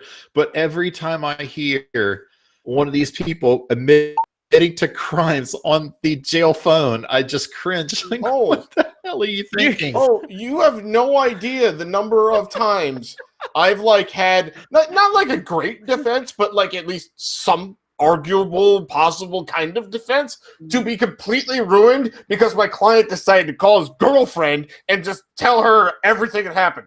Yes. Right. Yes. Or they're like discussing how to murder a witness, like on the jail phone. What are you doing? Like, it's just they think that what you really think you have the expectation of privacy in jail. They can't, because in every single jail, right before you start your call, it says this call is being recorded. And sometimes it'll interrupt your call and say, by the way, this call is being recorded. And they're just like, yeah, baby. So if you could just go get the gun out the trunk of my car, throw it in the river. Yeah, so like with all of my clients, every time I had a phone call from them, from like any of the Ohio prisons or jails and whatnot, one, it lasted 20 minutes at most because there's a time limit. Two, it starts with that message. It interrupts your call, like so neither side can hear either side because it just breaks in with this call is being recorded and may be monitored. And yet, for some reason, like I work for a judge right now, and we have this one prosecutor, and I swear all she does is she comes in, does docket, and then she goes to her office and listens to hours of jailhouse phone calls. Because it's like every single case she has, she files the notice of intent to use these recordings as evidence. I can only speak in easiest job. I can only speak in general terms, because I can't any client confidences, right? Right. But people in general, despite this, are genuinely surprised that the prosecutors actually listen to the jail calls. Yep. Yeah, so I can say this because it doesn't disclose anything. Multiple people end up being surprised by this, and I don't understand it. I don't. Yeah. It's like, whoa, what do you mean they're using it? You literally were told this is being like, I don't know. They think that the prosecutor's is going to fucking wing it, when they go into trial. Right. Oh, no one's listening to this, or I don't know. Yeah. Or they think it, or they hear that automated message and then think of it as throwaway because they hear it all the time when they're calling customer service or something. Maybe, that's the only other possibility too. Yeah, maybe they think it's like the customer service of the phone like company. Oh, for like quality. For quality assurance purposes. Oh my God. One of the comments said that they probably think that they're talking in code and can confirm that some people think they're talking in code. Yep. Their code is never really code. It's never good. It's never.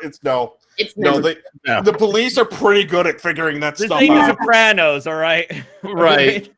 Hey, you know that thing with the guy? Yeah, take care of the thing with the guy. Yeah, I wish that it was even that general. It's in that place I put that thing that time. Yep. Yeah. Speaking of people who broadcast their own crimes, more stupid. Right? Yes, I'm innocent, man. Fuck 12. Goddamn me. They just fucking with me because I'm young, black. Goddamn me. And on the wrong side of the Yeah, there you go. that's it. White guys never get pulled over. No.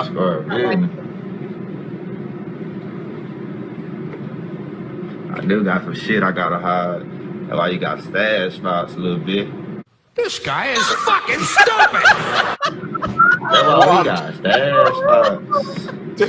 No. Hey, come on, man.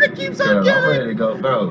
Can I give my damn lights? Do you still want to adopt him? I'm trying to put some lights in the inside of my shit, man. Y'all tripping, bro. I'm trying to get me a little light show going on at nighttime, and y'all want to fuck with me and shit. What happened, Kemper? Then do what they ask and get them gone. No, hell no, you don't do what they ask. That's how you end up with bullshit ass charges. Fuck them, for real.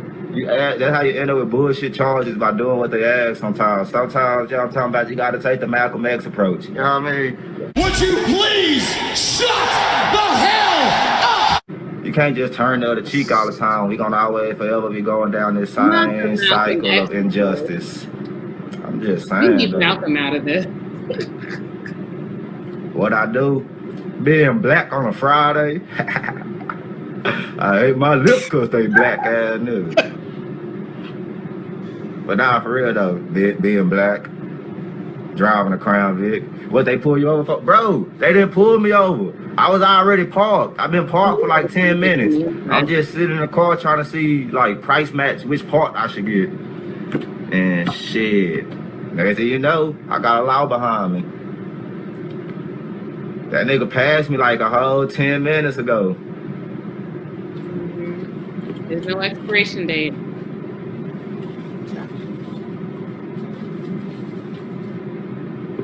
This shit crazy than a motherfucker. Hey, Clifford Reynolds, please send me that link on Discord. We got another good one. Shit. I put a link on the Hangouts chat. That's all. Chat. Yeah, that's all. Okay. Gotcha. It's all in my pocket first before I get to tripping out even more in these hoes. See, I'm glad I did get out the car. They got a pocket full of. He's got illegal shit in his pocket. Is that what he just said? He's got weed on him. What is they doing, bro? All that talking, he should have been eating it all this time. Hello. Yeah. Well, here's the thing. At least in Ohio, like, that's a minor misdemeanor. It's better to get caught with it than it is to destroy it. 'Cause now you've just tampered with evidence. Absolutely. I'm saying if he was gonna get rid of it, his time is running out. Right? Yeah, that's true. Yeah. You know. God, look at all those cars. Black Lives Matter. Matter, That ass bitch. Did he just say what I think he just said? No. I think so. Yeah, me fucked Oh, up. no. Gotta go another one. They just coming in left and right. Oh God, for a second I thought he was actually just like We leaving. got all the laws up here. My bum about to get revoked on Walnut Hill. Whoa, did he just say his bum's about to get revoked? Is that what he just said? That's what he said. 1, 2, 3, 4, 5, 6, 7. Ooh, glad a nigga can count. Oh no! They about to whoop my ass today. It just keeps getting better. I told you. He's out on bond. He's trying to get rid of his weed. Oh my God. Okay. Natalie, I don't do this half-ass. I bring the good stuff. This is one of the best I've ever seen. This is amazing. Like, of my real cases with body cam and stuff.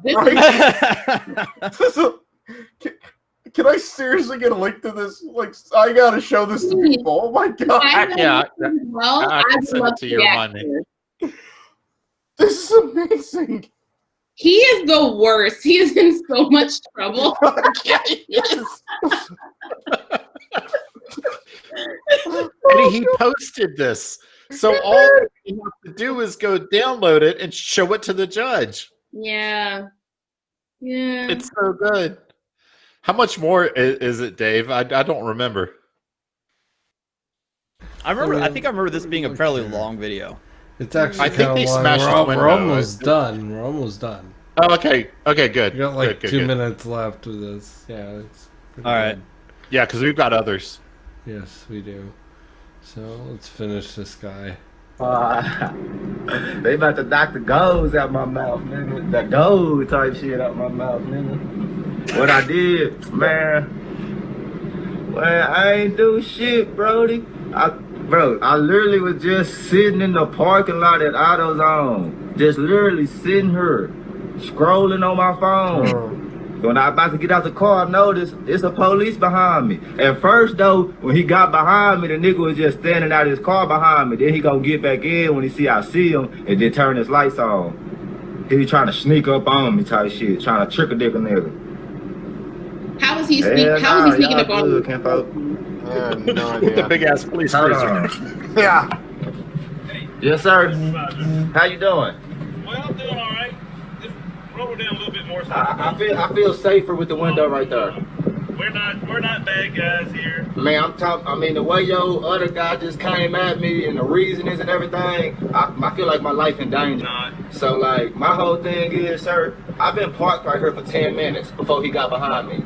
I was parked. All here to do is write tickets. Man, how you just gonna open my door? You're under arrest. Or he didn't even have his door locked. How you just gonna open my door? What I'm under arrest for?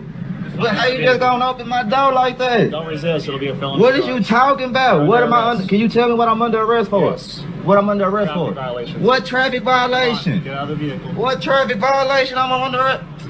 Yeah. Man, y'all tripping. Let me go. I'm about to wild out. I'm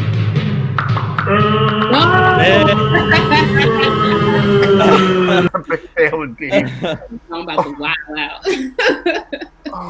Oh man! All right. So that was fun. That just kept getting more and more insane as it went on. Yeah. Yeah. Why did you announce the Facebook? I guess my boss got like, okay, good job. So I had an incident once. It might have been as much as 10 years ago. I was riding, down the road, and a cop pulls me over. And I'm like, I wasn't speeding. I didn't know what in the world he could possibly be pulling me over for. And so I pull over, and he comes up to the window, and he says, "Do you know what I'm pulling you over for?" Before he even really looked in the window, and I said, "Because I'm black." Wow. Oh my god. And he looks at me, and then he steps back, he looks at the car, and he was like, "I accidentally pulled over the wrong car." Wow. He had pulled over the wrong car. Oh my god. I don't know how. I mean, it was a Nissan Xterra, so I guess it was relatively common, but how do you make that mistake? But I just had so much fun with it because I figured there's nothing terrible that he could be pulling me over for. Maybe I got a taillight out or something. So I'm just going to have fun with it. And because that's what they always say. Basically, you know what I pulled you over for? I was like, because I'm black. And I did it in like the best Dave Chappelle voice that I could. So yeah, that was a lot of fun. So we have the Tracy Gale Bay arrest. Oh, please. Do yes. we want to? Yeah, let's do that one, and then we'll get to the one Artie sent, and then if we have time, Clifford Reynolds sent me one, and I think that I saw a couple of others in the chat. But yeah, let's get to this arrest because it's just so comical because she thinks that just by saying her name that they can't arrest her anymore. Dave, if you got that queued up. I do. It's just being stubborn. It doesn't want to actually play. Alright, here you go. Reload page. Alright, we'll get it going. YouTube being YouTube. Good afternoon, everyone. It's Virgo. It's September 15th, 2019. You guys are going to want to put that on your calendar to remind yourself of the day that Sharon Tracy Gale Bay has been arrested.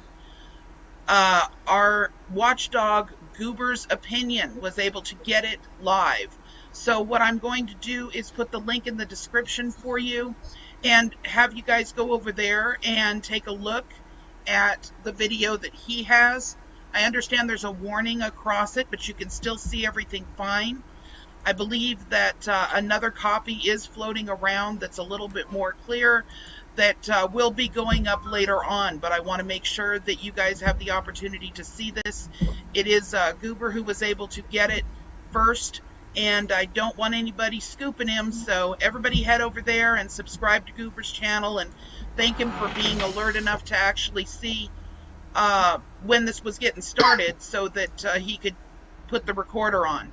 All right, everybody, have a great rest of your weekend, and I'll see you tomorrow. Bye-bye. One in the chat, in the YouTube chat. That was the wrong video. It's in the description. Especially if it's just a registration issue, they'll back off completely. That especially was when what you sent me, wasn't it? That's when you really start wondering how this is going to. Yeah, no, I have a lot of concern about not only the occupants. Yeah, that was the reaction to the arrest, not the arrest itself. Apparently. Okay, hold on. I've That was the wrong video, and now we're probably gonna get copyrighted. No, that was for a good triad. She won't copyright me. No. Well, what we were just hearing was like the local news video. Oh. We were just hearing the audio, so. Okay, hold on. I've got another link to it. Let me copy it and send it. Because I swear that's what I used was the one you just sent me. No, that was totally my fault. I'm going to get you the right one right now. Oh, okay. Thank you, Richard Norris, in the chat. If I can even copy this. Yeah, there we go. I'm copying. Virgo Triad is awesome. Yes, she is. We're professionals here. We are. We really are. I promise. All right, that should be the right one. If not, it's the fault of Richard Norris, not me. Okay. Well, let me go and put this in then. And we'll look at it. Update.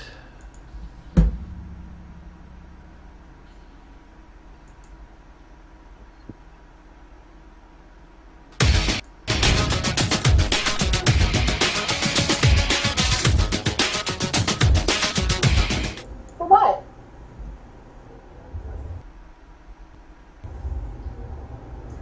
What are you here for? There is a policy enforcer outside. Policy enforcer. Policy enforcer. I love how they just make up their own words. Come on now. Police policy, get it? Oh. You are so on it with what they mean by these things. It comes from experience. Yeah. Yeah. What are you here for? I'm Sharon Tracy Bell Bay, Moorish American National, Impropria Persona, Duress, Hold on. Pause if you can, real quick, Dave. I do not agree to anything. My God. I am a Moorish American National. Okay. I'm a Okay. Is the whiteboard still in the background? Yeah. Look at what's on there. Yeah, Declare and proclaim nationality, treason, labor. What does that say? Moorish education, Moorish subject, ipso juror status, veteran affairs. What Mexicans, the Africans, Black, Spanish. Mexicans, Africans, Blacks, Spanish. So this is what she was peddling. Those words don't go together. No. None of those words go together. It's like those words are not in the same category. We got Well, race, well, I don't know where they get. Well, they go with the whole. I don't know where they go with the Mexican part, but they go with the Africans, Black, Spanish, because that they're alluding to the old Moorish, like the ancient Moorish Empire that did exist in northeastern Africa, and they did actually were in control of the Iberian Peninsula until the Reconquista. So that's where they allude to a lot of Spanish, mix Spanish and African a lot, and I guess that's where they also try to throw in Mexican as well. That's part of their whole. I do have to say, well done to A. Walton in the chat because of where it was paused when we were looking at the whiteboard. He said, "Baby got back." Oh my god! All right, let's carry on.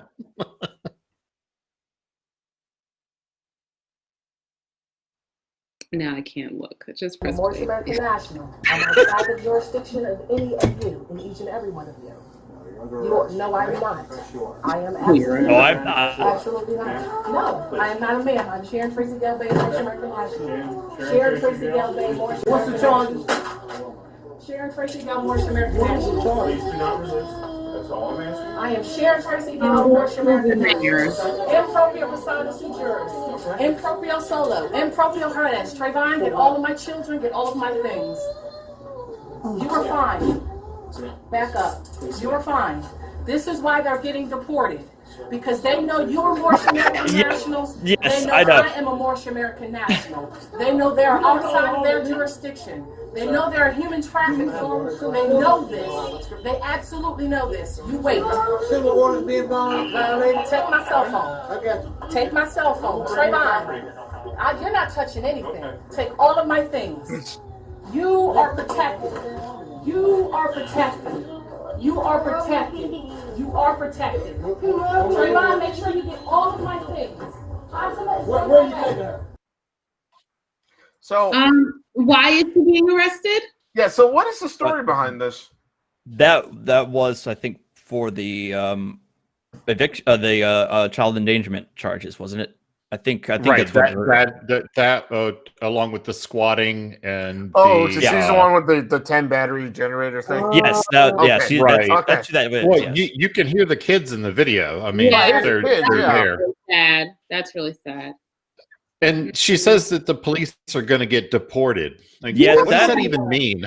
That well, again, part of their ideology is that they are the true inhabitants of this continent, this landmass, and that all others of non-copper colored skin, aka Europeans and everybody else, we're the illegal immigrants. And according to her, we're all going to eventually get deported. By who? I don't know. But that's part of this particular Moorish group's belief system, is that all Europeans are illegally here on this soil and we are supposed to be removed. So, question, is the term copper-colored skin their term? Yes. So only black people. It's from some sort of document. A lot of what also they're referring to I actually had a debate with a Moor on this because I had a 1-to-1 with this guy for about an hour because of this specific thing, and that is Was this Devon? No. This was not Devon. This was somebody else. He and a lot of other Moors, as many of you know, they rely on outdated Black's Law dictionaries. Well, this one also relied on an old regular non-legal dictionary from 1828, and in that dictionary it defined an American as somebody with copper-colored skin, i.e., relating to the Native Americans that were there, because we're in 1828. The concept of American being you, me, and everybody else, and all the other immigrants hadn't been established at that point. I mean, we're 1828. Because there was no America, yeah. Right. There was America was only about less than 30 years old, Right. or about 40 years old at the time. So American in that context at that time still referred to Native Americans, where these guys claim to be, and therefore copper colored are the true indigenous peoples of this land, and anybody of lighter skin tone are, not here appropriately, or we're here at their behest, is another way of saying it. And that totally ignores the Native Americans who were from way far up north and even into Alaska, who are just as white as any white person ever. Well, I think again, a lot of it does deal with like heavily revisionist history, Like, Right, yeah, like these are folks who don't even think the slavery happened the way I was just happened. about to ask Oh that. yes, Wow. yeah. Like Devon Bay thinks that there were no slaves. He thinks that the white people were slaves. Yes, yes. Wow, that is disrespectful.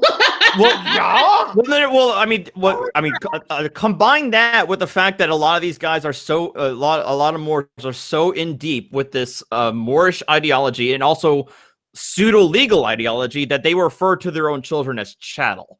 So yes. So wrap your head around that of an African American individual referring to their own flesh and blood as chattel, and then you get the reason why people are like, "What the fuck is happening to this? What the hell happened here?" Because there has to be something went wrong in that individual's life to revert to that state. Yeah, they don't even use issue. It's actual chattel, huh? Wow. No, they literally say chattel, like wow, straight out of like 1840. Yeah, right. And I guess you had a link there, Artie. Yeah, I had a link in the meeting chat. Yeah, I'm copying it right now, and I'm going to send it to Dave.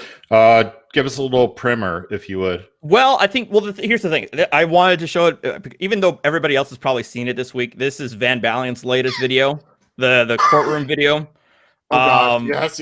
Mark Stevens, yet another Mark Stevens adherent. Oh, and I don't call them adherents. I call them victims. They're Mark Stevens victims. Probably, yeah. They bought into his nonsense. Yeah. Yes.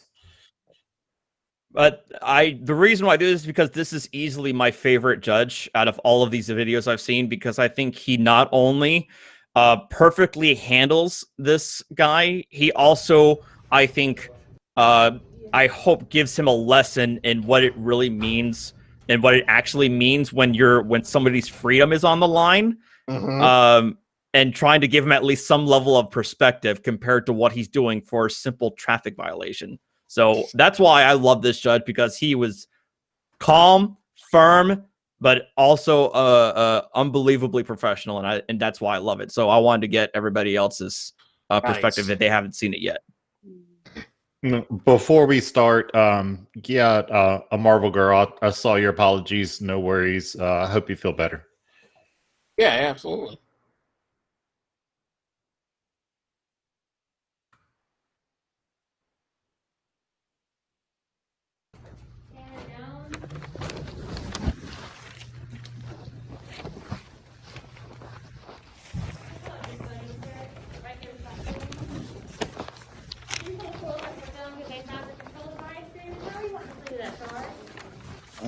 I have every intention on pleading guilty. I've actually got an unsigned plea. This is right here. I just had a couple of clarifications I need cleared up before I'm able to intelligently do so. Okay, so all we can do is tell you what your three options are. We can't give you any other further advice or... I'm not asking for advice, sir.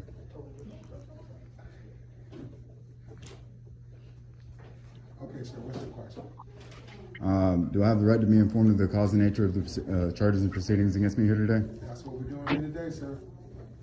That's why she called you up here. This is an arraignment. Arraignment is where you enter a plea of guilty, not guilty, or no contender.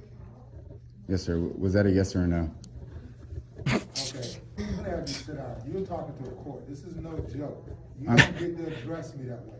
I explained to you, you asked me, do you have a right to have your charges explained? I told you yes and explained to you what this proceeding was. If you don't like that answer, I'm sorry, but that's the answer. The answer is, well, sir, no, do not cut me off. Mm-hmm. Explained to you, this is an arraignment. She's explained to you, you're charged with failure to obey a sign or control device. You can plead on that, you're not guilty, when you don't accept responsibility and you be set down for a trial. You can plead guilty when you accept responsibility, or you can plead nolo contendere when you say you do not fight the charges, you're not saying you're guilty, you're not saying you're not guilty. Okay? What's your next question? well, sir, I appreciate all that information, but it still didn't answer my initial question. Wow. Wow. Do I have the right to be informed of the cause and nature of the proceedings and charges here against me today? Okay, thank you, sir. Am I presumed innocent of these charges here today?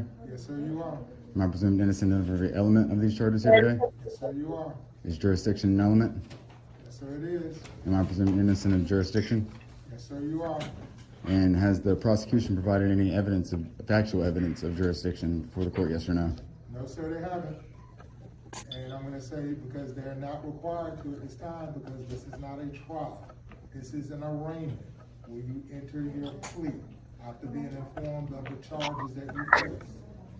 So they don't have that. They don't have that responsibility. That responsibility kicks in when you do certain things and when certain things are required, which have not been triggered.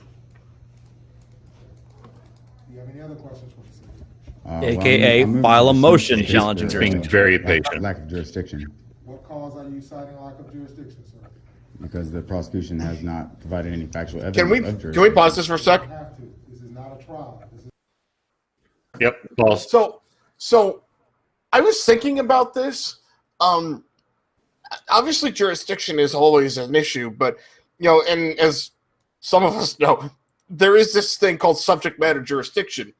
If the court doesn't have jurisdiction over the subject matter, it can't do anything.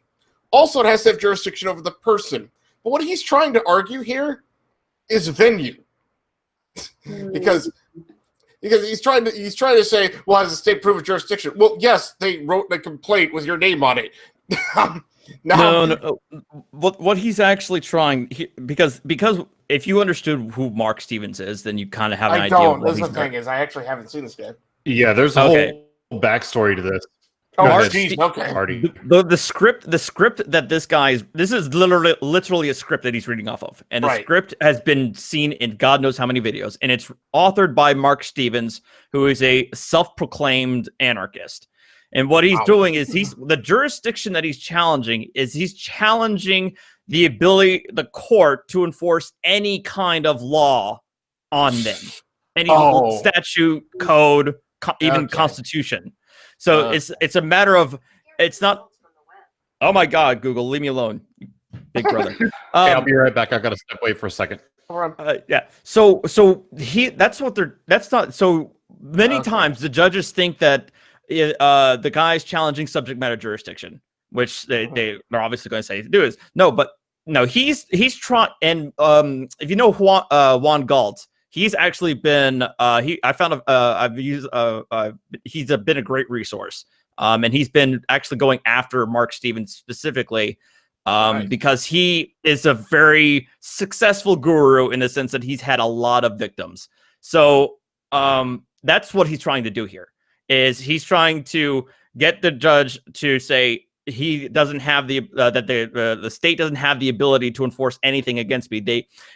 Because ultimately his question is, where on the ticket does it say that the laws of the state of Georgia apply to me?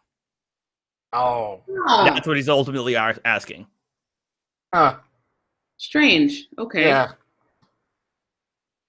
That is, not what I was expecting that to be. Very nice. Thank you. Yeah. I now feel sadder. Right, like it's worse than what you thought. That's kind of, I now feel.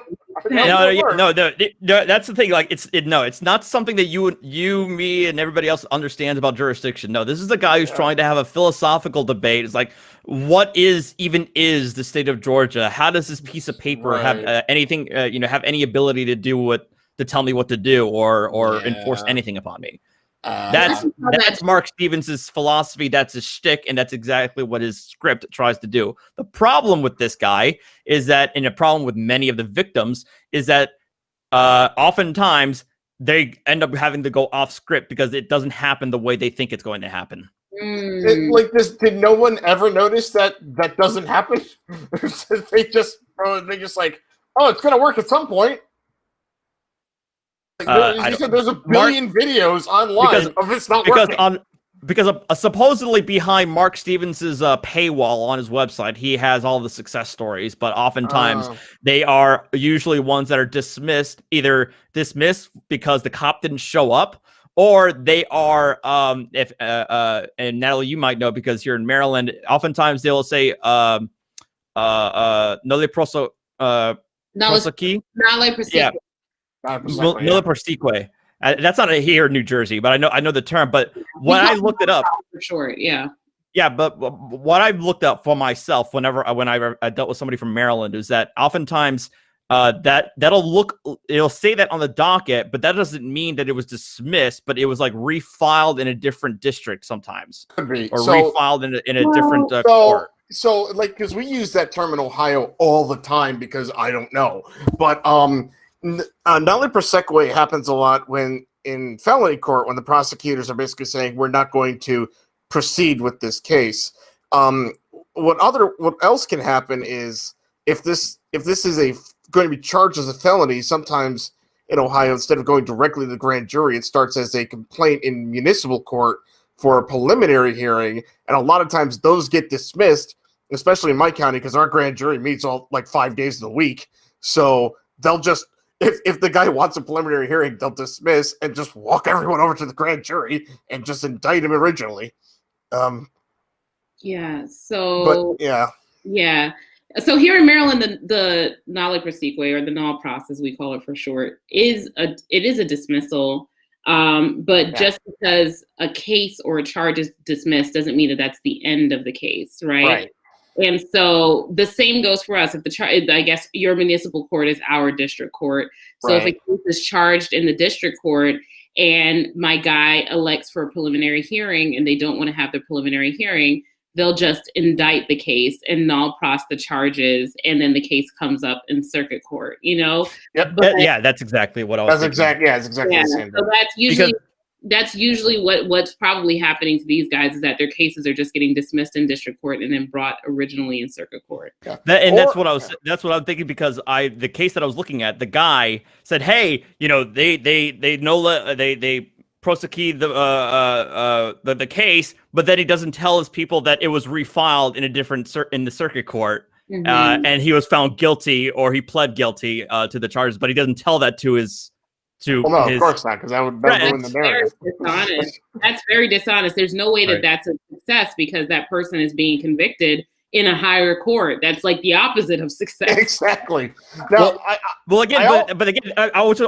didn't mean to tangent away from the video itself, but I only meant to bring that up because Mark Stevens will use situations like that to claim that he has successes with his process. I don't know how often this is true either, but I've always thought that some other dismissals may just be because it's such a low offense, and they're just like, you know what, never mind, we don't care. That I've also heard that too, oftentimes, because people will be like, "This is this is not worth our time at this point because it's clogging up resources." So Mark Stevens has a protege.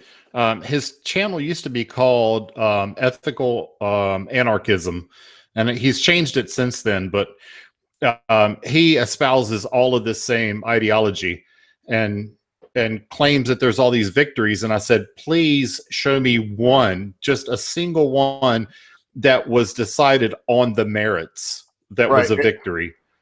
Yeah. And his response was to block me. Of course. Yeah. Yeah, they never do. So we can carry on unless you guys have any. Please. Other.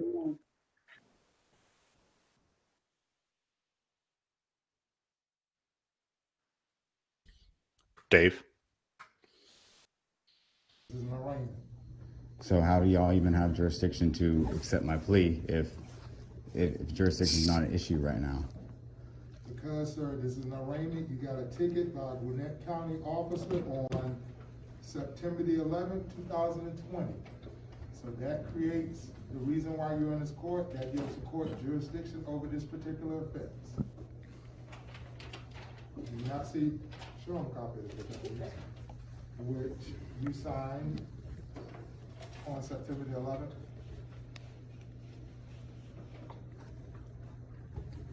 There's a ticket. I think there's a summons. So your motion to dismiss is denied.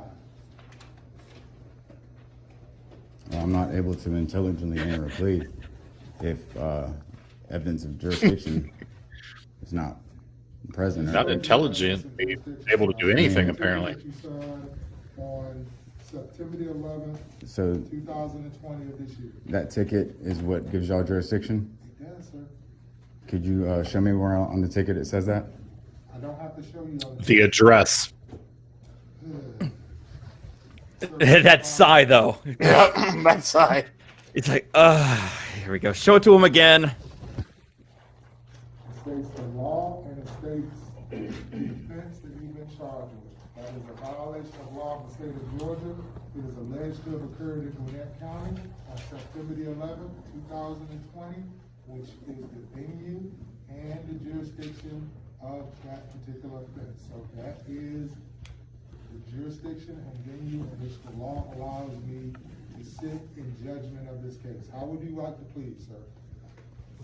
Sir, if this court doesn't have jurisdiction, This court does have jurisdiction. can you provide factual evidence of I that? just provided it to you. Whether you want to accept Just it or did. not, Sir, that's irrelevant to me. I've provided. on that ticket, I didn't see the word jurisdiction You anywhere. don't have to see the word jurisdiction. There's nothing Yeah, in the law he that says It's gonna be that. on the ticket. explicitly says jurisdiction. I just cited you the reasons why I have jurisdiction. Anything else, sir? I'm not able to intelligently enter a plea. Well, I'm going to enter a plea of not guilty on your behalf and set this down for a trial date. That's my ruling. That's what I can do under the law. Sir, have you been to law school? Sir, Have you been to law school? Answer the question. are you acting as my Clearly attorney, not. sir? Excuse me? You just entered a not guilty plea form. What? Are you Which I acting- can do under the law. Because you're refusing to Yes, enter a you plea. can. If a plea Yep. is not He's able to be required obtained, to. I told you I have every intention on pleading guilty if jurisdiction has been met. I love how they always say that too. I'm not going to play. Mm. Either Nice. You're going to enter a plea of not guilty, you're going to enter a plea of guilty, or you're going to enter a plea of nolo contingent. If you don't enter a plea, the law gives me, because you're not entering a plea, indicates not guilty. The law gives me the authority to enter the plea as the judge in this case, as a not guilty, and set it down for trial. That's the law, okay? Whether you agree with that law is irrelevant to me, sir. It is, it really is. It's irrelevant to me, because I'm operating under the, so you refuse to enter a plea, is not guilty. That means you're presumed innocent. That means the county is going to have to bring their evidence here to show me beyond a reasonable doubt that you committed these offenses as alleged in this ticket. Can we on pause this for day just a second, Dave? in which they set forth. That's where we're at. Yeah, this is a lot like in the flat Earth world that I still have a toe dipped into, where I often have to quote I can't remember who it was. Was it Richard Feynman who said the universe is under no obligation to make sense to you? Yep. It's like, it doesn't matter whether or not Nice. you understand, or it Stand under. I God, hate yes. this phrase, but it is what it is. Yep. You're obligated to deal with the reality as it is and not as you want to understand it. Yep. That was my That's only what it comes comment. down to, especially when it comes down to the Mark Stevens thing. Is that he often our Mark Stevens claims like he's employing the Socratic method in terms of trying to challenge these judges and how. Yeah, I know us attorneys know all about the Socratic method. Anyway, but we just want to catch them on their circular logic, like the law says they apply because it says it applies. Well, like, dude, I mean, I don't know where you've been the last 300 years, but civil society has been operating under the concept of the rule of law. And the rule of law is usually, at least in America and most of modern first world nations, it's laws that are written down so that they're not arbitrarily changed and thrown out on somebody's whim. Yep. I know you think that it's a words on paper don't mean anything, but you're right. That's because if it don't mean anything, then it's fucking anarchy like you want it to be, and then it's going to be nothing but mob rule. And it's going to be ruled by the strong, ruled by those who have more firearms and more ability to inflict violence. You don't like the fact that you don't want to do that. I know I'm going off here, but that's exactly what I'm trying to segue into what you just said. Like the universe doesn't have to make sense to you. This is how civil society works. Deal with it. I mean, you could have it a lot worse than where I you're think I in right said- now. Go ahead. I'm sorry. I'm done. Yeah, I think I said this last week that one of the questions under his Socratic method is to say, can you show me where the law applies to me just because I'm in, I'm physically within state? yeah. Right. And my question to that question is, so could John Wayne Gacy say the same thing and therefore be let go for all the people that he killed? Yeah, they often say like the whole sort of like, if I'm not harming anybody or I'm not injuring anybody, then I should be on my merry way. Yeah, no but victim, they never no crime, ask, yada yada. Yeah. But they never they never answer the question. Okay, so what happens if somebody harms somebody? Who adjudicates that? Who enforces somebody else's rights? Because apparently you don't want to acknowledge the existence of this courtroom, which just so happens to adjudicate both crimes with victims and without victims, but you don't want to acknowledge them. But now all of a sudden you may want that institution in place, or is it going to be like a fucking Walking Dead a mob rule where your fate's decided by a couple of people who have more guns than the other? There's also a certain arrogance in that. Oh, yeah. I mean, obviously, but the point that I'm getting to is this. Who are you to decide that there's no victim to this traffic infraction that you've committed, right? There's a reason these traffic laws are in place, and they're in place because it's dangerous to speed. And if you don't have a license, we don't have any way of knowing that you know how to drive, that you haven't been checked for your vision recently, we don't have a way to know that you're not properly insured in your vehicle if you don't present your vehicle insurance. If you're suspended, are you suspended because you continually drive drunk? Do we have DUI laws for a reason?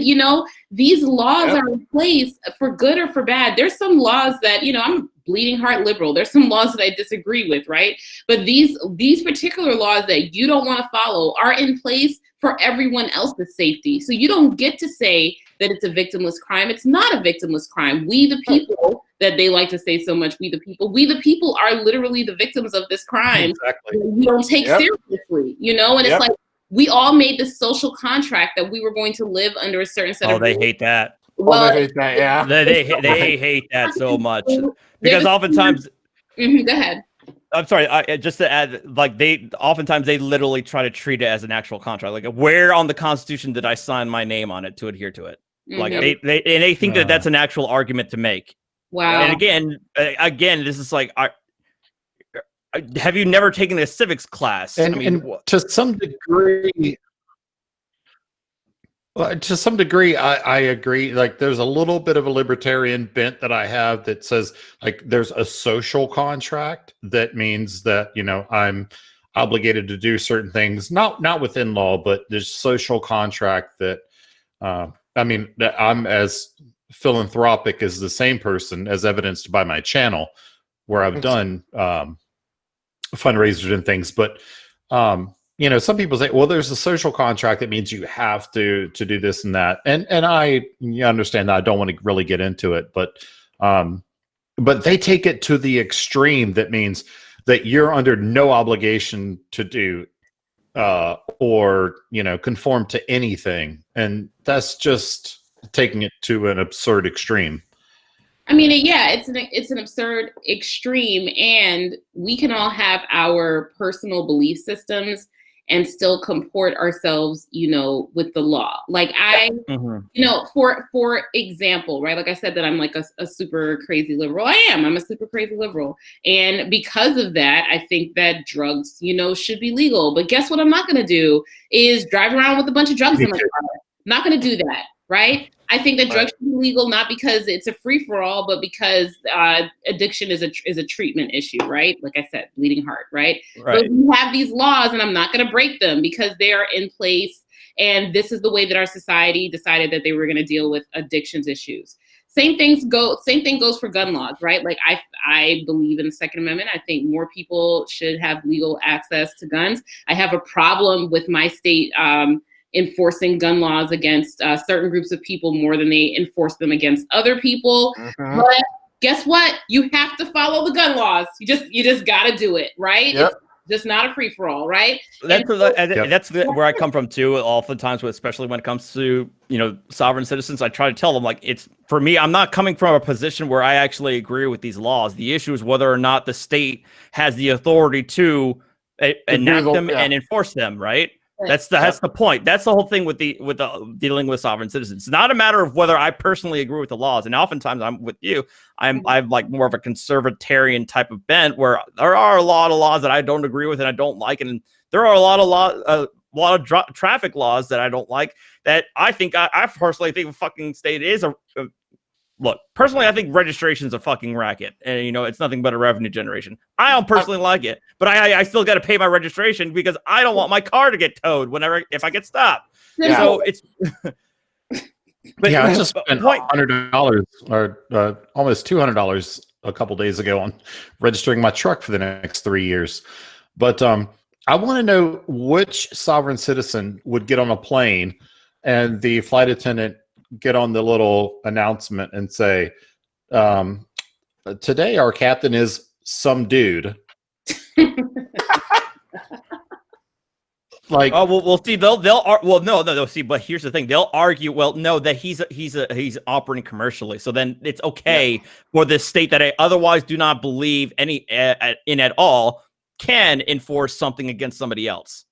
Right. Because, okay. Well, then let's have it be a private, a Gulfstream, a private Gulfstream that he's gonna fly on. He paid good money for it, and then what was the guy from the Dave Chappelle show?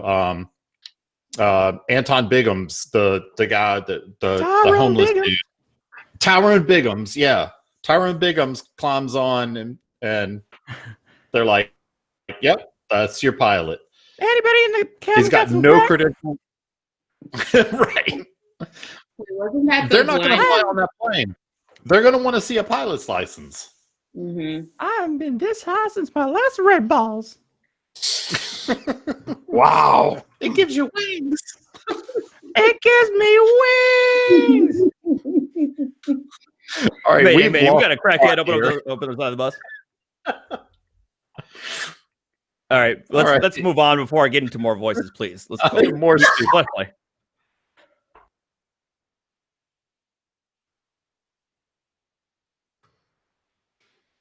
You can keep doing this. I'm not going to do this all day with you, but that's the rule. If you don't want to enter a plea, I will enter a plea of not guilty. We'll set this down for a trial, and we'll just see what the county's evidence is or is not. Sir, I'm not having that discussion, Mr. Jones. Listen to me. I am not having that discussion. So if you continue to go down this road, you're dangerously getting into the point of being held in contempt by this court. So listen to me clearly, sir. I'm not stuttering. I'm not raising my voice. I'm talking to you very calmly. And I am urging you to listen to me and follow the direction in which the court is just... The catnet says Artie is adorable. Aww. Enter a plea of not guilty, set this down for a trial. What is it that you want? No, I doesn't.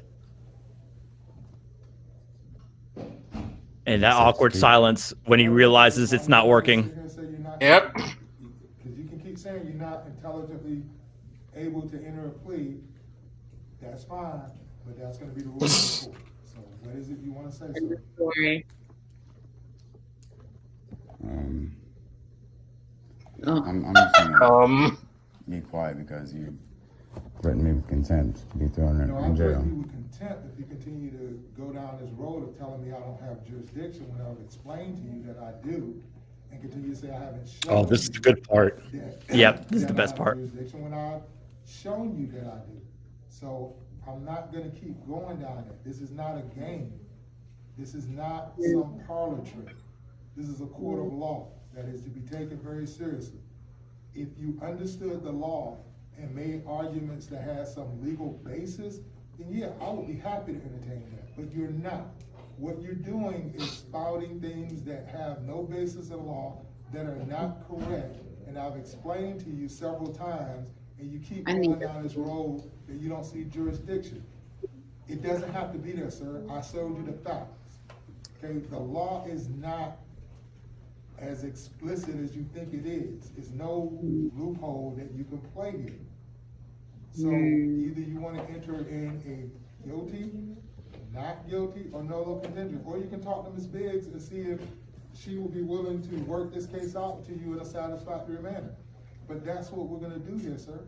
Okay, so what is it you want to do, Mr. Jones? I really just like to live with my freedom, sir. Leave with my freedom. Have I threatened him with jail time? No, sir. Has anybody in this courtroom said that Mr. Jones is going to be detained or arrested other than him being contemptuous to the court? No, sir. Deputy. No Deputy. one has threatened your freedom, Nice. sir. You are making something out of this that is not. And I guess Yes. you're trying to entertain these people or trying to impress them with some knowledge that you think you have. But you are Yeah, really he's got testing my fanboys case in the audience, by the something way. that does not Oh, need to yeah. be tested Yep. on. You are charged with a simple role violation. That's it. Nobody's threatening your liberty. Nobody's going to take you into custody unless you choose to have yourself taken into custody by being contemptuous to the court. So look, I used to be a criminal defense lawyer for 20 years. I can tell. Where I represented people charged with murder, rape, child molestation, armed robbery, federal court, state court. I understand the whole nature of people's freedom. I've sat with 18-year-olds that looked at double life. Mama sitting there crying. And I'm fighting for them every day. So you are really irritating me because you're sitting up here with a traffic ticket trying to act like somebody's about to put you in jail for life or this is some kind of capital case. Because you want to impress someone or impress these people and waste everybody's time. Now, if you want a trial, you can have a trial. If you want to show how they don't have jurisdiction, then you could do that at a trial. But you cannot do that at an arraignment. Do you understand me? We're clear on that, sir. He shamed him. Yep. Good. Mark Stevens failed. He sent him to the back of the line, so he's got to wait for everybody else to go now. It's like if you're gonna waste my time, I'm gonna everybody else's time. I'm gonna waste your time. Yep. He just got the kids' table. Yeah. Yes, sir. I am so impressed.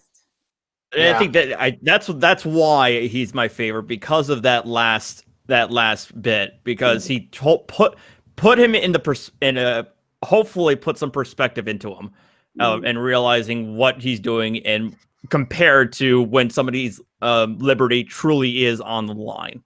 Right. It's just like the people that, confront the police officers unnecessarily and all this other stuff. Yeah. You are making a mockery of this system, disrupting crime scenes where somebody has been killed and you're over here disrupting it for your own entertainment and stuff like that, disrupting the court proceedings. These things are serious proceedings, and there's people that at some point in time, their lives are at risk. Somebody may have died, like the judge said, somebody may have been raped, and all you have is a traffic ticket, and you're trying to make it all about you just so you can impress your friends. I mean, he just said it so eloquently. It just gets to the heart of what's wrong with this whole sovereign citizen movement thing. Absolutely. Right. Yeah. And they yet I always still bring an entourage. Yeah. And I still remain surprised that, again, he recorded this and then put it online. Right. Yeah. The title of the video is "The Judge's Unethical Behavior," or like something to that effect. Like what? Wow. What? Yeah. It's like I clicked on Van Ballen's the original link to the video, and it's like and he had his name, the judge's name, and I actually posted a comment on there. Like, thank you, dude, for letting me know who the judge's name is so I can send him a Christmas card. Yeah. Right? Right. Remember the fight? I don't know.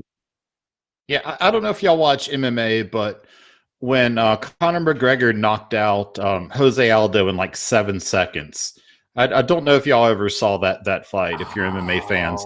But I am almost certain that Jose Aldo did not post that to social media. Probably not. Well, but that's what these people do. So Andrew Rovers sent a link and said that this is another awesome judge.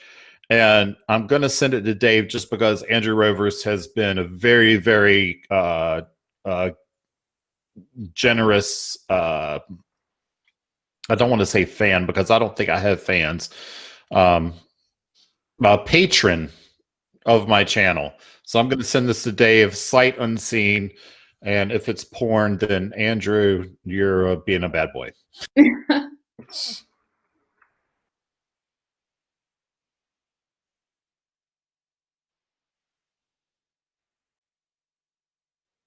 was about to say something silly like, "Oh, it's on YouTube. It can't be." Oh, wait. Yeah, Dave, you should have that.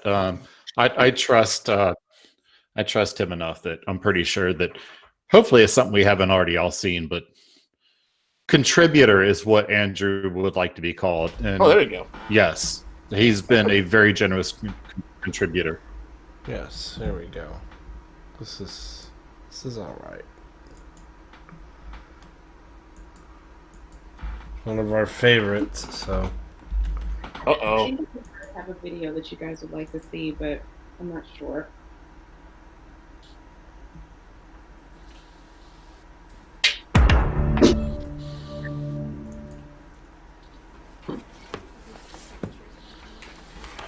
Alright, let's pause. Yeah, we're not seeing the video. Yeah, I don't see it yet. Because it started automatically. I pasted it in the link. Okay. So, here's our video. Ah, yes. Oh. I've never seen Slightly familiar.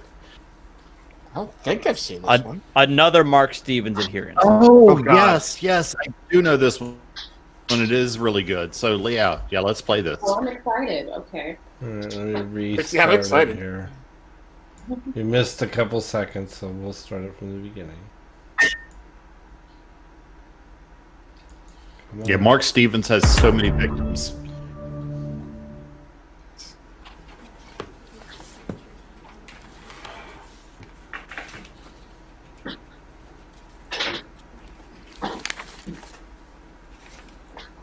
Okay, state your name, please. Rick Carl Smith, Jr. Okay. Mr. Smith, you're here because you've been charged with a crime of driving a license suspended in the 3rd degree. Alleged to have occurred on or about the 17th of August, 2019 in Mason County, Washington. This charge is a misdemeanor, punished by 90 days in jail and a $1,000 fine. I'm going to go through the rights. I want everybody to pay attention because these same rights will apply to everybody. If you're charged with a criminal offense, you do have the following rights. Those rights are, first off, that you have the right to be represented by a lawyer, and if you cannot afford a lawyer, you have the right to have one appointed for you at no expense. That is a right you keep no matter what you choose to do with the case. All the other rights I'm going to review with you have one thing in common. If you plead guilty, you'll be given those rights up. The first of those rights are you are presumed to be not guilty of the charge, and what that means is that as things stands right now, the presumption is you did not commit this crime, and that will continue until such time as you voluntarily plead guilty or the prosecuting authority proves your guilt beyond a reasonable doubt at trial. You as a defendant are not required to prove anything, much less prove your innocence. You have the right to a speedy trial. That means your trial must begin within 90 days of today. If the court fails to start your trial within that time frame, at least under some circumstances, you're entitled to have the case dismissed. You have a right to be tried by jury, and what that means is judges do not have the legal authority to find people guilty or not guilty of a crime. Only a jury can make that determination unless you waive that right. A jury consists of people brought in from the community. You'd play a role in selecting which 6 of those people you pick beyond the jury, and they're the ones who would hear the evidence and decide whether to find you guilty or not guilty, applying the reasonable doubt standard. It's one of those Amber Alerts, Your Honor. I apologize. I remember when I first saw, I was like, "Ooh, prosecutor's gonna get in trouble." But To be fair, I know, it's an Amber Alert. You cannot be held as a witness against your will. If you choose to remain silent, that fact may not be used as evidence against you. You may testify if you wish, but you do need to understand that if you do, anything you say can and will be used against you, and these proceedings are recorded. You have the right to confront the witnesses against you, and what that means is that the state is not allowed, or the prosecuting authority is not allowed to present its case by simply handing out copies of the police reports or affidavits or declarations, or recorded statements, or for that matter, taking the evidence in a live proceeding, but in a proceeding where you're not allowed to be. You have the right to be present in court when the witnesses likewise are present in court. Have those witnesses testify in your presence and have them cross-examined by someone on your behalf. That someone would either be your lawyer, unless you had waived your right to a lawyer, in which case that someone would be yourself. You also have a right to call your own witnesses, and what that means is that if there's people out there that have evidence relevant to your defense, you have the right to have court orders called subpoenas issued for those individuals, to have those subpoenas served and have them enforced in the same way that state subpoenas are issued, served, and enforced to compel witnesses to come to court and provide testimony. If you go to trial and you're convicted, you have a right to appeal that conviction, all the pretrial rulings, to the Mason County Superior Court. As I said before, if you plead guilty, every right to discuss with you except the right to have an attorney will be waived, which means you no longer have those rights. Finally, you will keep the right to an attorney, and you'll keep a limited right to appeal, meaning any decision the court makes after the plea of guilty is accepted can be appealed, but nothing else can be. Finally, by any chance you are not a U.S. citizen, you also have a right to contact the counsel representative of your own country at a counsel located in the United States as provided in the Vienna Convention of 1963. Mr. Smith, you are here because of the fact you were charged with the offense of driving a license suspended in the 3rd degree. Means it's done it before, probably, Washington, on or about the 17th of August, 2019. This charge is a misdemeanor and is punishable by 90 days in jail and a $1,000 fine. Were you present when I went through the rights? Yes, I was, sir. Did you have any question about those rights? So this isn't even serious. It's a misdemeanor. Yeah. Kind of, yes. Yeah. Corpus Delicti in this case. Corpus Delicti. Oh, God. Oh, no. Yeah, I was waiting for it. All the groans. Pause. Oh my God. Oh. Yes. I guess apparently I'm one of the few ones who've seen it, but yes, he drops the Corpus Delicti, which again is another Mark Stevens. It's another fingerprint that this is a Mark Stevens thing, because he always is obsessed with the idea of Corpus Delicti, especially with these guys thinking that Corpus Delicti literally means produce the body, as in there has to be a physical body or harm for there to be an actual crime, when we know that that's not what it means at all. It is a completely different thing. And I'm not a lawyer. I'm an engineer, and I cringe when I hear them say that. Like, that's how bad it is. That's how much they've run this into the ground. I'm sorry, Natalie. Go ahead. Of the complaint. If there's anyone here that's watching that's confused by that or about that, it's the body of the complaint. It's the facts and circumstances leading to the complaint. It is not the body of the person, literally. Left eye, get out of here. I actually had to look that up at one point just for something I was working on. No. I explained this to my viewers when somebody else brought it up in a different video, and it in most jurisdictions it means that the state cannot rely solely on a confession. They have to at least present enough evidence there that a crime occurred, or that the elements of the crime occurred in some factual manner. They cannot rely solely upon the confession of the defendant to make their case. Yep. No confession without corroboration, basically. Right. Yeah. But sovereign citizens think that corpus delicti means that you have to produce an injured party, and that's not what that means. Exactly. No, yeah. Why? I knew everybody was all of us was gonna groan when he heard that. I was just waiting for it. The term has different applications in the law, but you're right. Yes, you're right. Yes. Not what he is talking about, right? Like, refer to corpus delicti as the body corpus of the complaint, right? Which means that you have to have facts and circumstances supporting it. And then you can extend that to the context of a confession, that you have to have facts and circumstances supporting the confession. I can't just say that I shot Henry VIII and just confess that and be convicted, because we didn't live in the same time period, right? But to say that that has Correct. any relation whatsoever to his traffic ticket is just absolutely bizarre and Right. I can't. While we were groaning, the judge asked him, "Do you even know what that means?" And he says, "Produce the body." And produce the body. Yeah. We could probably like rewind about 20 seconds, and the judge will actually tell this guy what that means, and that's why I love the judge, because he schools him on it.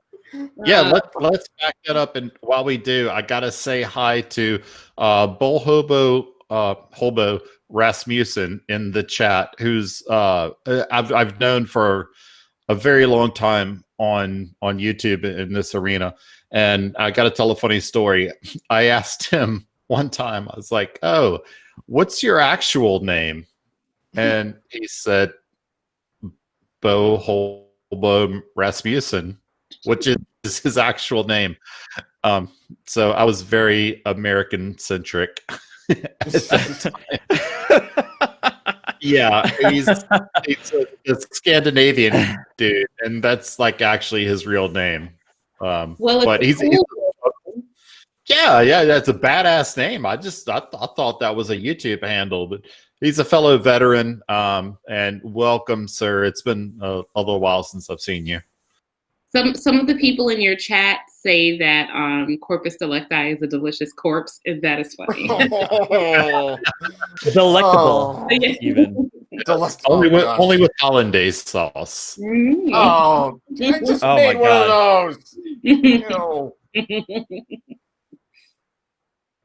Anyway, yeah, I would recommend we rewind about 10 to 15 seconds, because then the judge will actually go into an explanation. Already did. So let's. All right, let's go for it. Let's go for it. And have them enforced in the same way that state subpoenas we should serve and enforce to compel witnesses to come to court and provide testimony.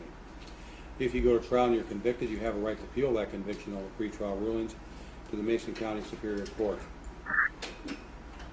As I said before, if you plead guilty, every right to discuss with you except the right to have an attorney will be waived, which means you no longer have those rights.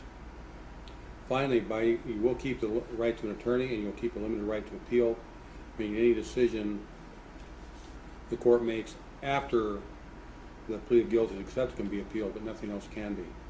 Finally, by any chance you are not a U.S. citizen, you also have a right to contact the counsel representative of your own country at a council located in the United States as provided in the Vienna Convention of 1963. Mr. Smith, you are here because of the fact you were charged with the offense of driving a license suspended in the third degree.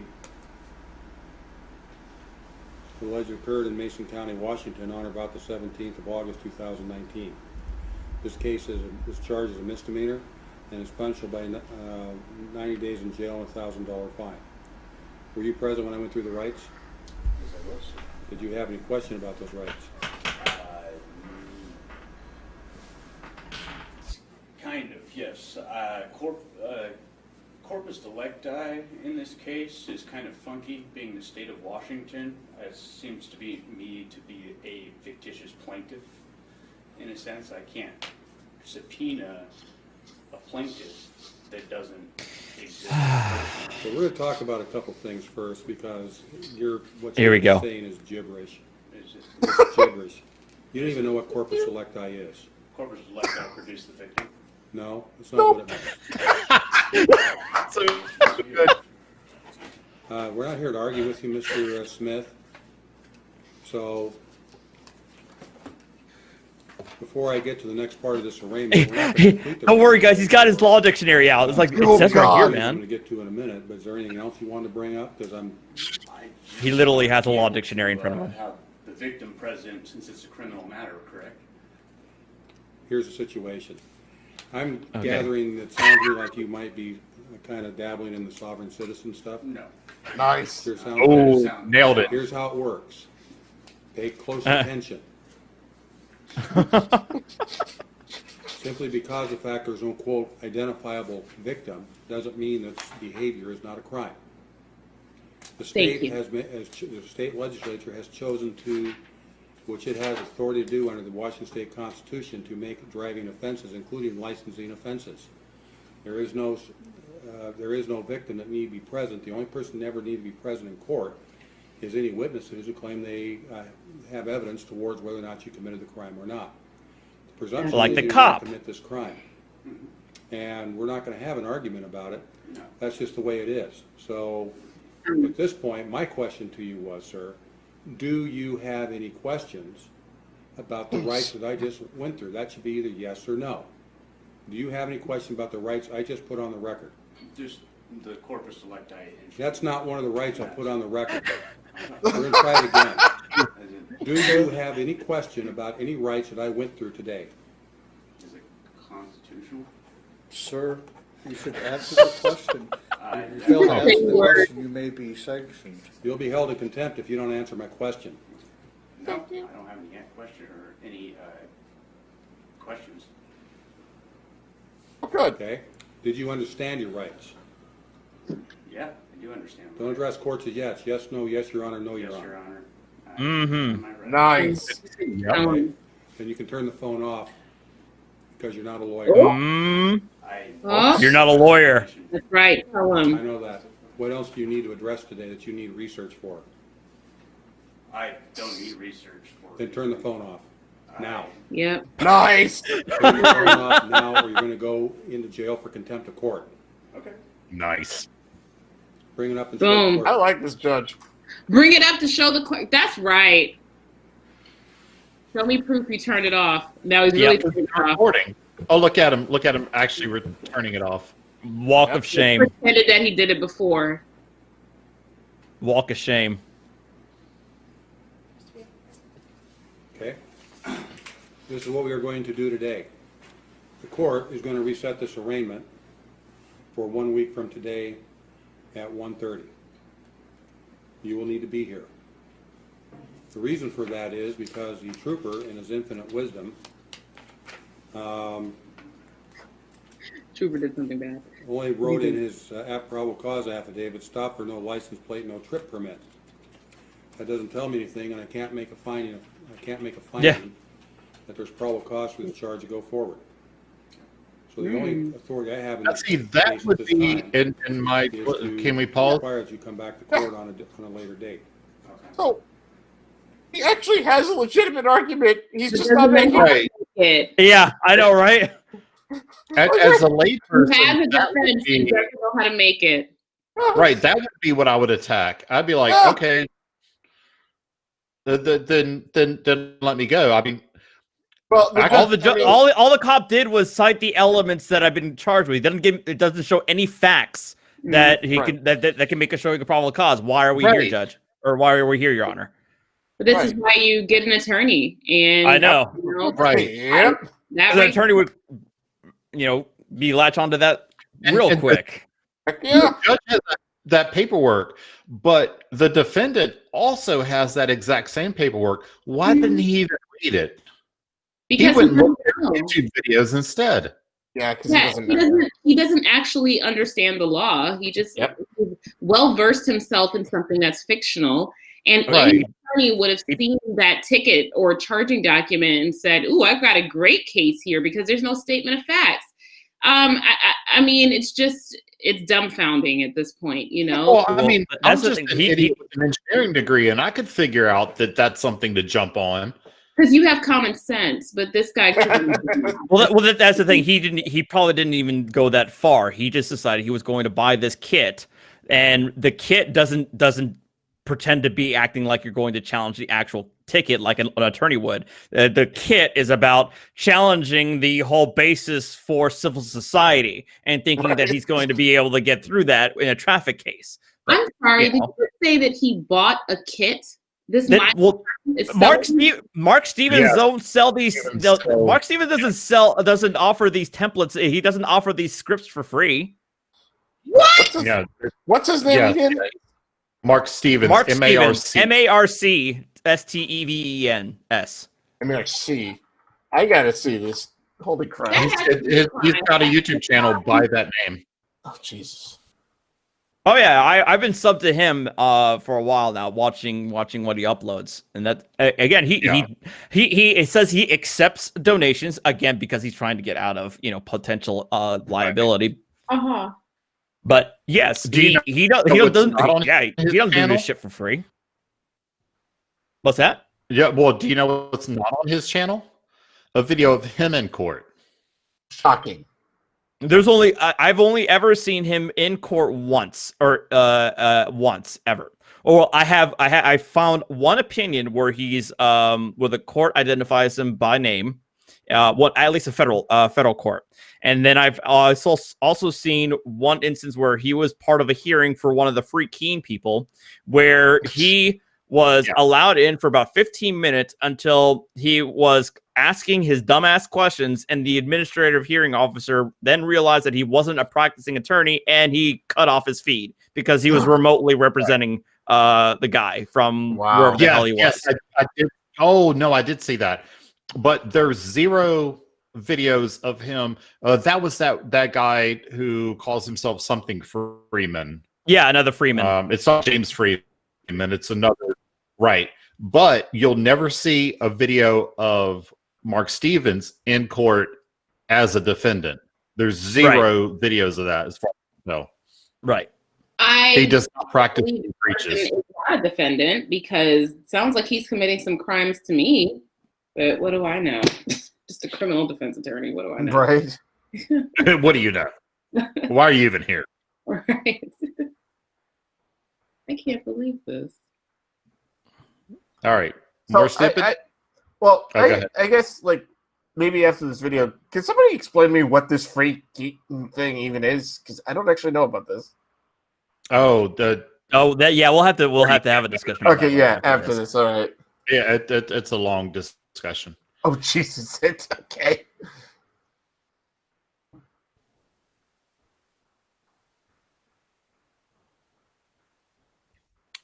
Dave?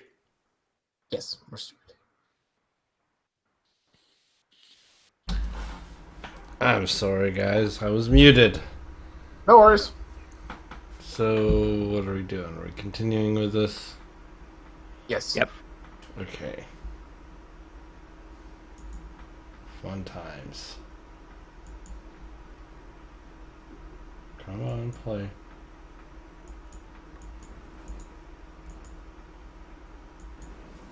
Do you have anything else you need to address today? I have nothing else I need to address today. I'm sorry for asking the question, that question. I didn't mean to offend you. Not offending me, but I'd suggest either you learn a lot of law real quick, or you perhaps see about being represented. Just have an issue in Thurston. I like that. You just have an issue in Thurston? I had an issue in Thurston too that had to do with the same issue. Around the same issue, yes. Well, one thing I don't do here is I'm going to listen to any legal argument that's a valid legal argument. That doesn't mean whether I agree with it or not, but whether it's well-founded. Corpus Delicti, for your information, involves a requirement that before a defendant's confession, you can shut your book, I'm telling you what it is, and I've been practicing law for 37 years. And Corpus Put your law dictionary away. Is a requirement that before, in the state of Washington, a person's confession to a crime can be admitted. There has to be some independent evidence that the crime charge actually occurred. So you don't get convicted based on confession alone. That's what it means in the state of Washington. It's a minority rule, quite frankly. Many states don't have that kind of a rule. So I'm not going to hear argument from you about Corpus Delicti or produce a victim on a driving license, spend a third, and you're on notice. I'm already ruling we don't need to have a, quote, victim. Come forward.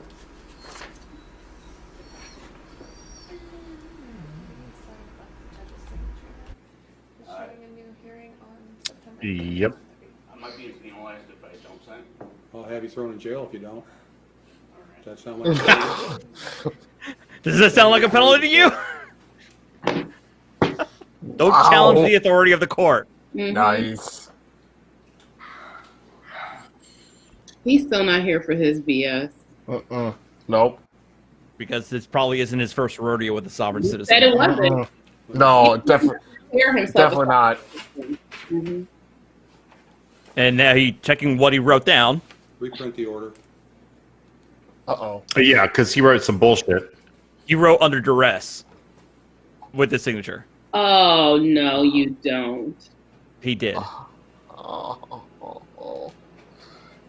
no. He's immediately like, reprint the order. Now, the poor clerk is just kind of awkwardly in the middle of all this. Sign the I order, know. but nothing else. His phone is off. Itself will reflect that you feel like you're under duress. Sign the order. Just your name, nothing else. I can't. That's Just sign. You the can. order. Your order You to do can. So if you don't, it's contempt of court. Mm. The record already reflects you feel like you're under duress. You're not under duress, but you are under court order to sign the order. Mm. Boom. What's he actually signing? It's an acknowledgement that he understands when he has to appear next. So yeah.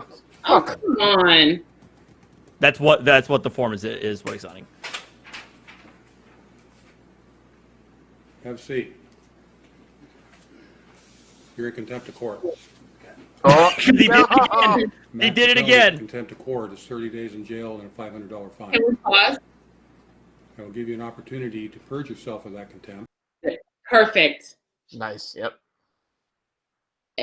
Contempt is like, I guess, my pet project here on YouTube. It's so simple. And it seems a lot of people, just in my daily practice and here online, have a hard time understanding it. This was elegantly exemplified contempt, direct contempt. So we have a guy that's in court. The judge has given him a lawful order, which was to sign the form confirming that he, received this next court date. He had no reason not to sign it, so the judge's order was completely lawful. Then he signed that it was under duress, and the judge said, don't do that again, because basically he's trying to invalidate it, right, to try to find a way of coming back to court. And the judge is like, no, you don't. You're coming back to court. And he did it again anyway. And the judge had warned him, if you do such and such, I'm going to hold you in contempt. He did it anyway. And then the right judge, in front of his face, even. Yeah, in front of his right. Ridiculous. And then he does it again. And so the judge says, you're held in contempt. And then he gives him a purge opportunity. He gives him an opportunity to purge the contempt, which for direct contempt, he does not have to do, but he did it. Correct. Anyway. So this was just a perfect example. And purge is just clearing the contempt, signing the thing and not putting under duress. Yeah. So I bet you, I wonder if he goes to jail. I haven't seen this before. I'm so excited. Okay, thanks. Thank you. Email me. I can send you all these clips. But this reminds me. I know I've said this before, but this reminds me. Being in a courtroom. Obviously, I'm not a lawyer. I've said that 1,000 times. But I was a Navy officer, and when you're in a courtroom, it's a lot like being on a ship at sea. The judge is a lot like the captain. Like, oh God, some sovereign citizen is going to clip that shit and say, "Ha! See, it's maritime admiralty jurisdiction." Maritime law, yeah. But the captain of the ship has so much power. Yes. Yeah, I feel like these guys don't realize, like the judge has a very, very, very high leeway in how their courtroom is operated. That's right. Just like a captain at sea. Right. And anybody that's ever been in the Navy will be able to tell you this. Like what he says, that may as well be law. Mm-hmm. And that's how I approach this. When he says don't do something or do something, you may as do it. So, yeah, that's you can note an objection to something that the judge is ordering you to do if you believe that it's, an improper order or illegal order, or he's acting outside of his authority. You can say, Your Honor, I object, but then you still have to do it. Right. You're just noting it for the record. You're just noting it for the record in case you want to appeal or, have some other type of redress at a later point in time. But what you won't do is sit up in that judge's face and do the thing that he told you or she told you not to do. It just doesn't work. The example I always give people is that, in some states, a judge can order you to be muzzled in a courtroom. If you are in trial, acting a fool, and you've been given proper warning, and they want you to be present for your trial, the judge can order the person to be muzzled. So my court, the courtroom I used to work in, we actually had the only, how do you pronounce it, the obstreperous defendant room? I said that wrong probably, but it's basically a room isolated with one of those one-way glass windows, so the defendant can see the trial, and they have audio pumped in and whatnot, in a way he can contact his attorney, but he can't get in the way of what's going on. We can't disrupt the proceedings. Well, one of the judges in our court in the building asked us if he could use our courtroom because he was inches away from needing that room, but the guy finally shut up and just sat there. Well, a Navy captain at sea can actually, at least when I retired in 2017, he could still give you confinement with bread and water for up to 3 days. Wait, literal bread and water? I think that's still in effect. Wow. Literal bread and water. Now that's old school. Damn. I have to ask my uncle about that. He was in the Navy. I'm going to ask him. That is crazy. If anyone was ever confined with bread and water, excuse me. Oh no, that's happened. I mean, I've been on board ships that's happened. But I don't know. I can't say because I retired in 2017. I don't know if that's still in effect. I could Google it real fast, but a captain of a ship at sea is given an amazing amount of power. Oh yeah, because he's literally the authority figure, and there's no one else you can go to. Yes, but the Navy also loves to fire captains who ever step those bounds. But I know that people have been given bread and water because I was there. Wow. I mean, I remember I was on a cruise That's a lot years ago. Like being in the Navy, yeah. Well, yeah. What happened? Well, there was it was literally our first day at sea. Some guy. It was a domestic incident, and the guy spent his time in the cruise ship's brig for the entirety of the cruise. That was a 7-day cruise. So cruise ship having a brig. I honestly never would have thought that. I know, me either. But I remember taking a tour. The cruise ships have brigs. The alcohol, yeah. They would have to. They have drunk tanks. It's one of those things I'm not surprised at. I'm just wow, never thought of that. Me either. Never thought of that. Well, in the U.S. Navy, the smaller ships don't have brigs, but they just kind of rig one up if necessary. Mm-hmm. I know aircraft carriers and large amphibious ships have brigs, but smaller ships don't. But they just kind of rig something up if need be. Anyhow, we can go and see what happens if he purges himself or not. But yeah. Okay. Yeah.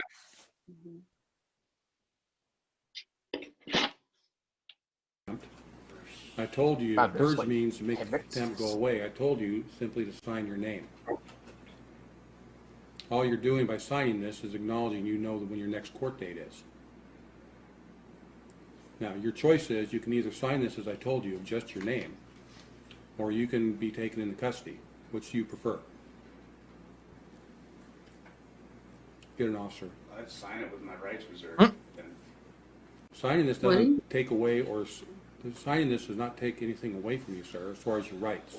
Why do I have to sign it then? Sir, because I just told you to, because it gives you notice when your next court date is. It only acknowledges that you received a copy of that order telling you when your next court date is in open court. That's all it does.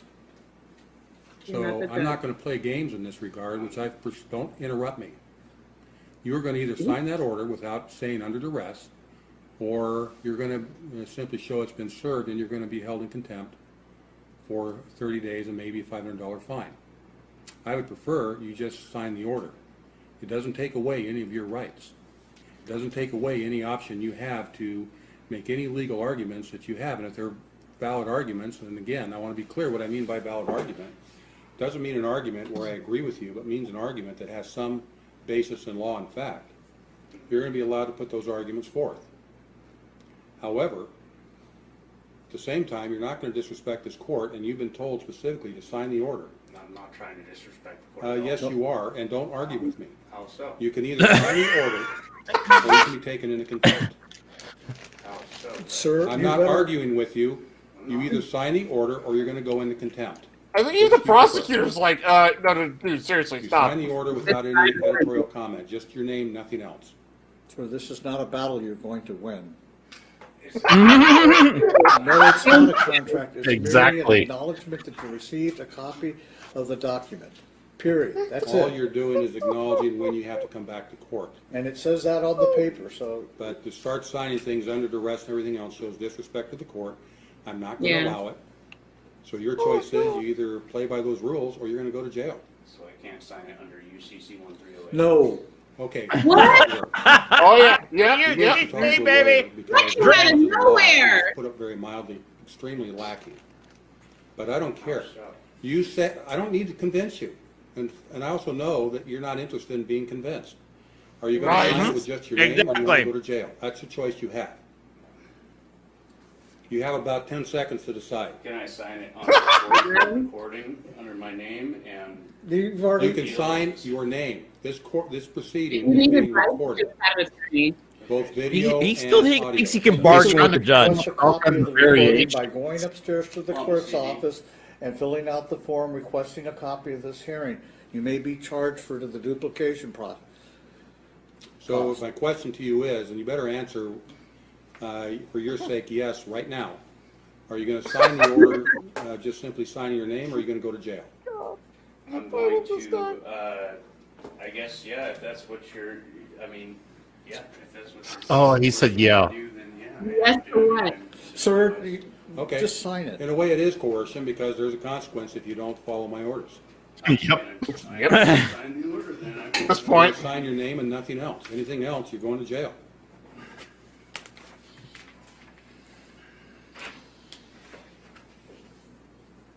You guys have. Like, I knew by the time I was 8 years old not to say yeah to authority You can figures. clear that up in the clerk's Just- office. Let me see the order. Not everybody has home training. Okay? The defendant has signed the order with just his name. He's purged himself of the contempt. oh, You wow. don't need to have anybody come over.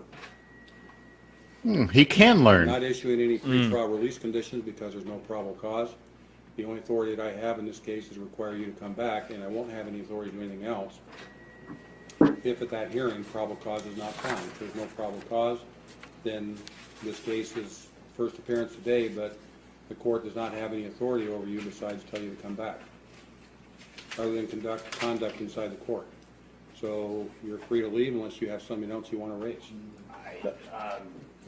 No, just leave! Okay. Sir, Stand up and you go! better just leave, because if you don't leave, you're going to be. No! He's like, dude, you better go. Run. Sir, Just Go. leave! Let him, With counselors, him don't let him. directly, sir. I'm just communicating with him directly as a conversation. Calm down. We don't. No, that's not what you're here for. What do you want to say? I apologize. I didn't mean anything by it. I do research, and I'm not, I'm not trying, Yeah, I bet you trying to do. waste your time, really. I just don't want mine as well. I work, I build houses. I got things to do. Well, my you suggestion to you don't. would be that you should probably spend some time having a brief consultation or a longer consultation with a lawyer. Someone who Yep. knows the rules and knows how the courts work and what the law is. Those people get paid for that. I don't. It's pretty much a waste of my time. Sit down. I don't need your snarky Oh. attitude either. Fucking tantrum. Purge the one contempt. But Oh. I don't need the editorial comment here. Yeah. Don't talk, unless I say answer a question, don't say a word. When I say jump, you say how I high. don't need any Pretty editorial much. comment on your part that this is a waste of your time. I don't care if you believe it. And outside this court, you can say anything you want. You can tell everybody, I'm Yep. the devil. I don't care. You have a right to speak. Don't say a word.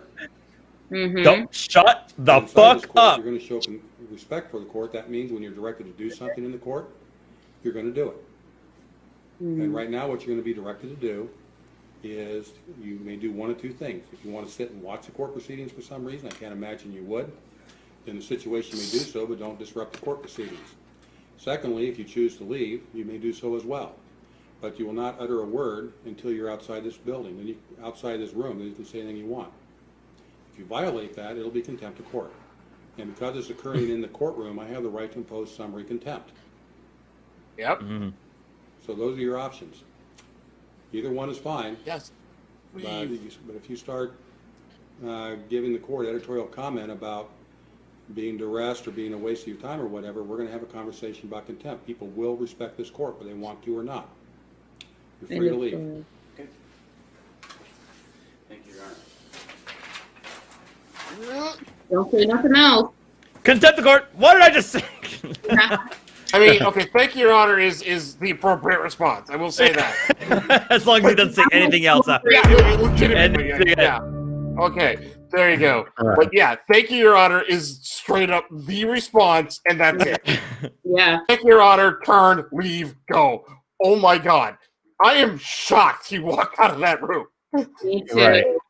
He skirted the line like so much. Yeah. I mean, he overstepped the line plenty of times. Yeah, that's true. You know, that's not skirting. That's getting lucky that judge was apparently feeling like somewhat nice. Yeah. Because he had every reason to not let him leave. Oh my goodness. Let me read a couple super chats if I could. Richard Petrusev, and you've super chatted so many times I've never learned how to say your name. In World War II, it was common punishment for a captain to revoke a crew member's ice cream privileges because U.S. Navy ships had ice cream machines. And we still do have ice cream machines, but I don't know of that being a common punishment. Wait. You guys said ice cream machines? Yeah, it's called, we call them the Auto Dog, as you can imagine, because think of how an ice cream machine works, Auto Dog. Yes, I know what about. I mean, did it work better than McDonald's ice cream machines? That's the real question. I mean, is that no? They break often. Oh wow!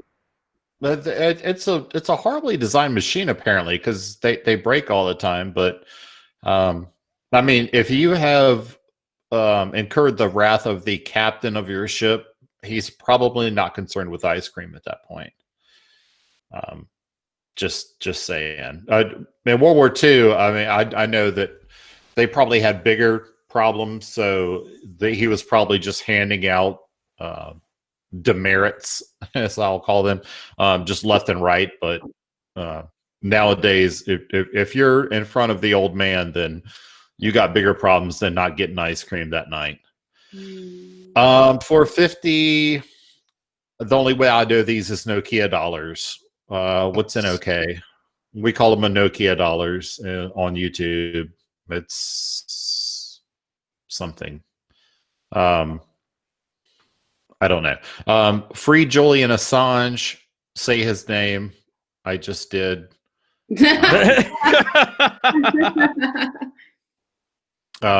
SKA. Skull. What is that? Skull. Well, I don't know. Doesn't that mean like cheers or something like that? But skalla, I guess so, because it's got a beer after it. In Swedish is literally a skull or a skeleton. So I'm not sure if that's what I'm thinking it is. Skalla. Well, in any event, Rusty Davy, I thank you for your 50 Nokia dollars. And all right. Did we have another video after this? So and by the way, the currency is Norwegian krona. Oh, Norwegian kroners. Yeah. I just know from and YouTube language, those are called Nokia dollars. And Avalon 4 says ice cream machines on a ship horribly designed and probably contain $1,300 in gears. That's $1,300 for each gear. That's probably true. Yeah. Yeah. we in the Navy overspend everything, which is the reason that I earn a pretty good living right now, being a defense contractor. So thanks, all the taxpayers, including the people that are on my panel. Thank you for giving me this pretty sweet life that I live. Oh, which brings me to another point.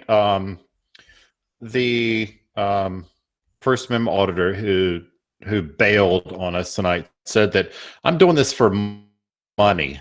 I will have you know that I earn a pretty good living and don't much care about how much I make on YouTube. I mean, it's icing on the cake, but if you think that I'm here for money, then you're sadly mistaken, because I'm not here for cash. I do pretty well. Pretty good. I do all right. I've got what these people would call a master's degree. So there's that. Let him know, Schrodinger's cat, okay? You don't have me in here like I'm broke or something. That's what he just said. Read all you broke bitches.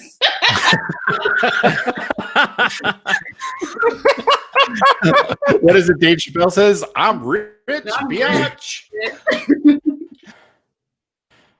I'm not. Watch out! There's poor people around, y'all. With your broke ass. Oh God, I loved that skit. They were like, how did you? They were like, you're still delivering cigarettes? He was like, delivering cigarettes? I bought this truck.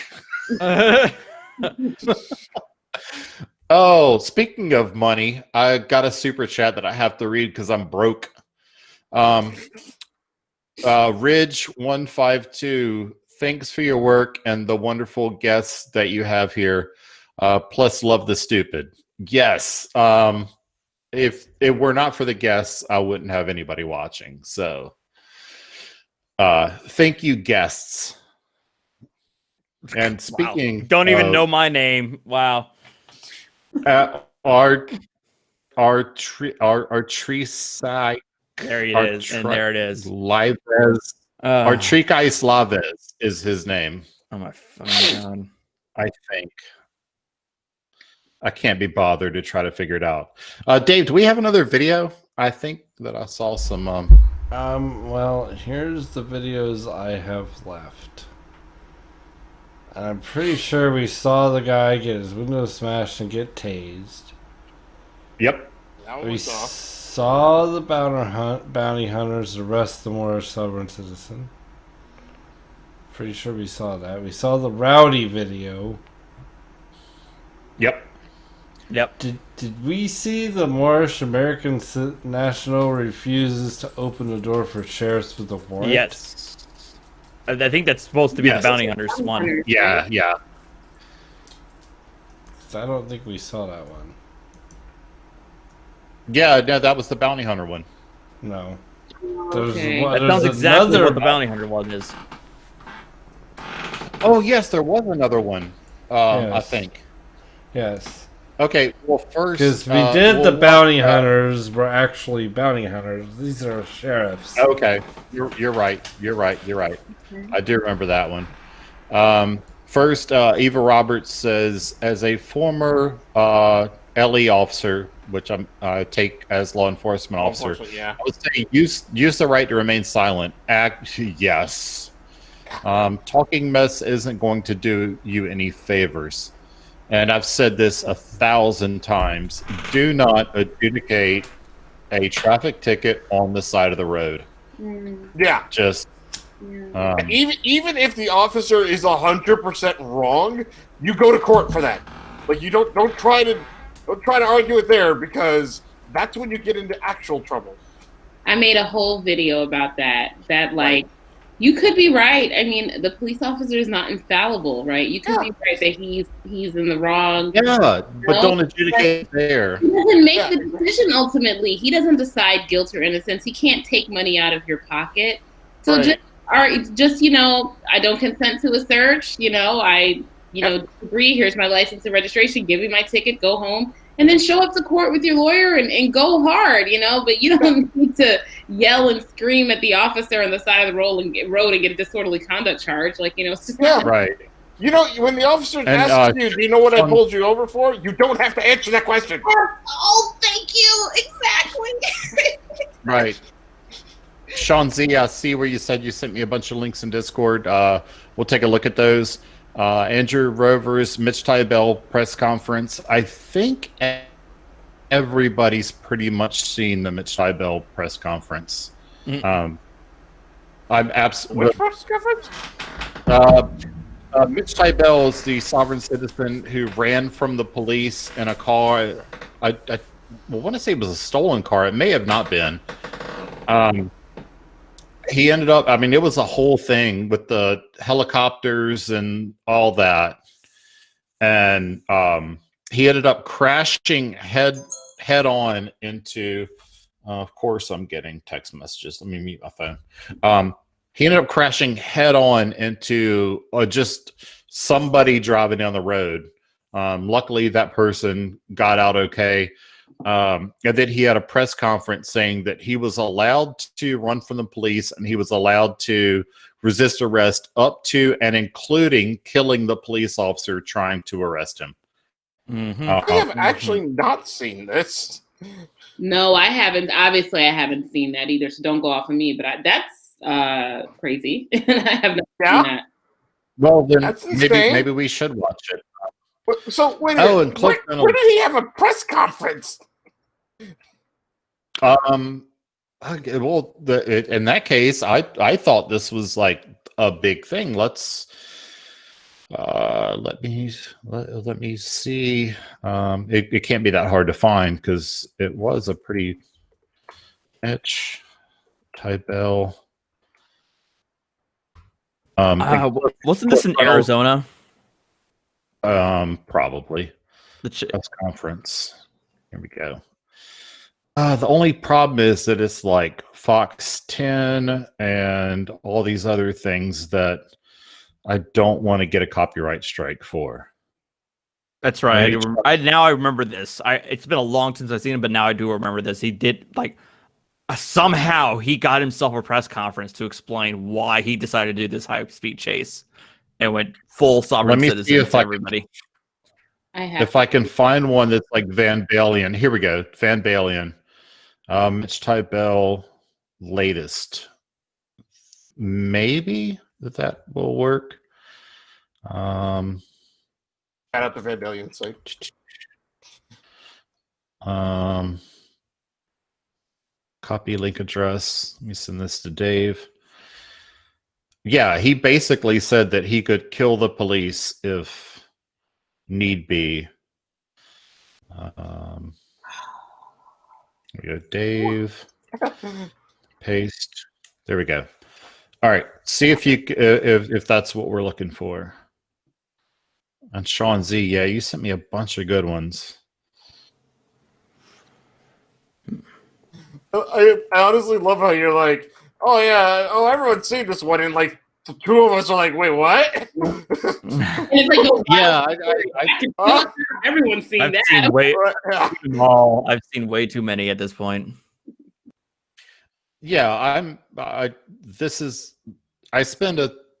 because I'm always looking for content, so I'm always looking at this stuff. So I see so much that a lot of times it's like it's too short of a snippet to make a full video about, so I just like take note of it and move on. Right. Mm-hmm. But Dave, when you pull that up, let me know. Debbie Livingston says, "SC, this panel of Natalie, Artie, and OPT lawyer is awesome." Oh, thanks. I agree. I agree. All right, I have that standing by here. Yeah, let's see. I mean, no matter what this guy says, it's batshit, so it's going to be good to watch. Clearly batshit. Well, there is a strange twist to all of this because Mitchell Tabell, who was the driver who was arrested after the crash, he considers himself a so-called sovereign citizen and believes that laws don't apply to him. So he spent his time on the phone with DPS negotiators talking about how they supposedly had no authority to pull him over. Troopers say it was an illegal lane change that had them trying to stop Mitchell Tabell in the red SUV in late January. But as someone who doesn't believe in government, Mitchell just kept going. Negotiators called his phone while he was driving. Federal law says you have a right to resist unlawful arrests or stops.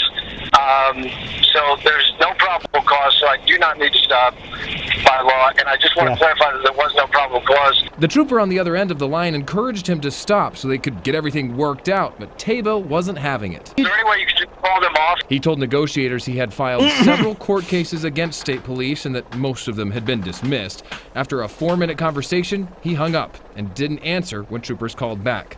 Then the chase ended with this. Oh boy. Oh no. Oh no. Yeah. Alicia Lewis, the woman in the car he hit, talked to investigators later in the day. Then all of a sudden I saw the vehicle that was in front of me. They just sped out of the way and I saw like a reddish maroonish color SUV just slam directly into me. Another trooper on scene saw Tabell get out of his wrecked car and get in a tangle with police. I did see the suspect driver as one of the troopers began to reach out for him, pull away, and push away from that trooper. Lewis had a broken hand and foot.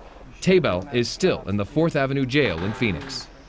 And by the way, he has he's had already 9 competency hearings since his arrest, and Tabell has 2 more coming up in December. Yeah. Yeah. 9 competency hearings?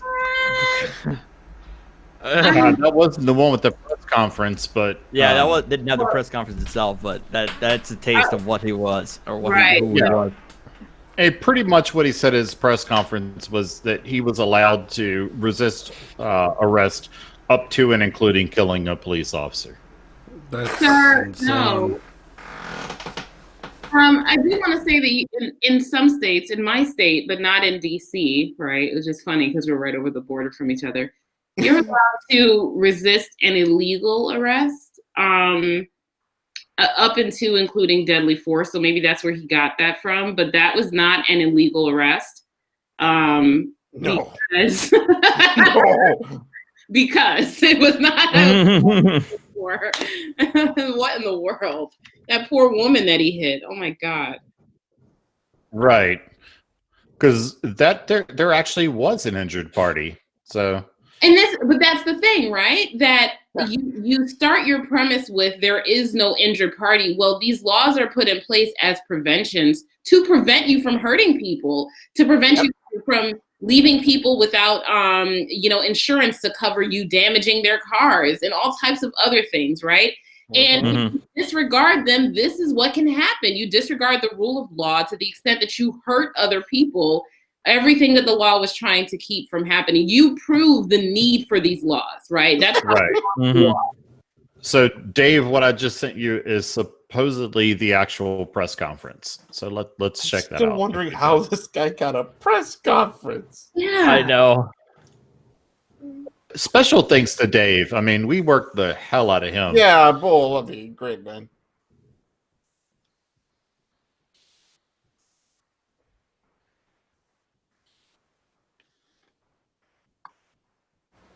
I think this is probably going to be my last. I gotta close out. 59, 60. That's 4 minutes. I could do 5. Okay, sweetie, I really have to get ready for my meeting. Switch to progressive and you can save hundreds.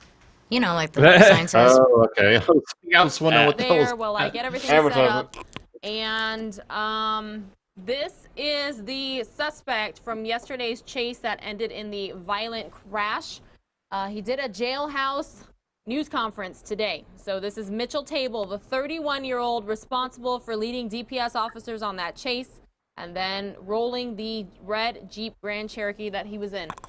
So we are going to play that for you now on News Now, just here momentarily as soon as we're ready. Good God.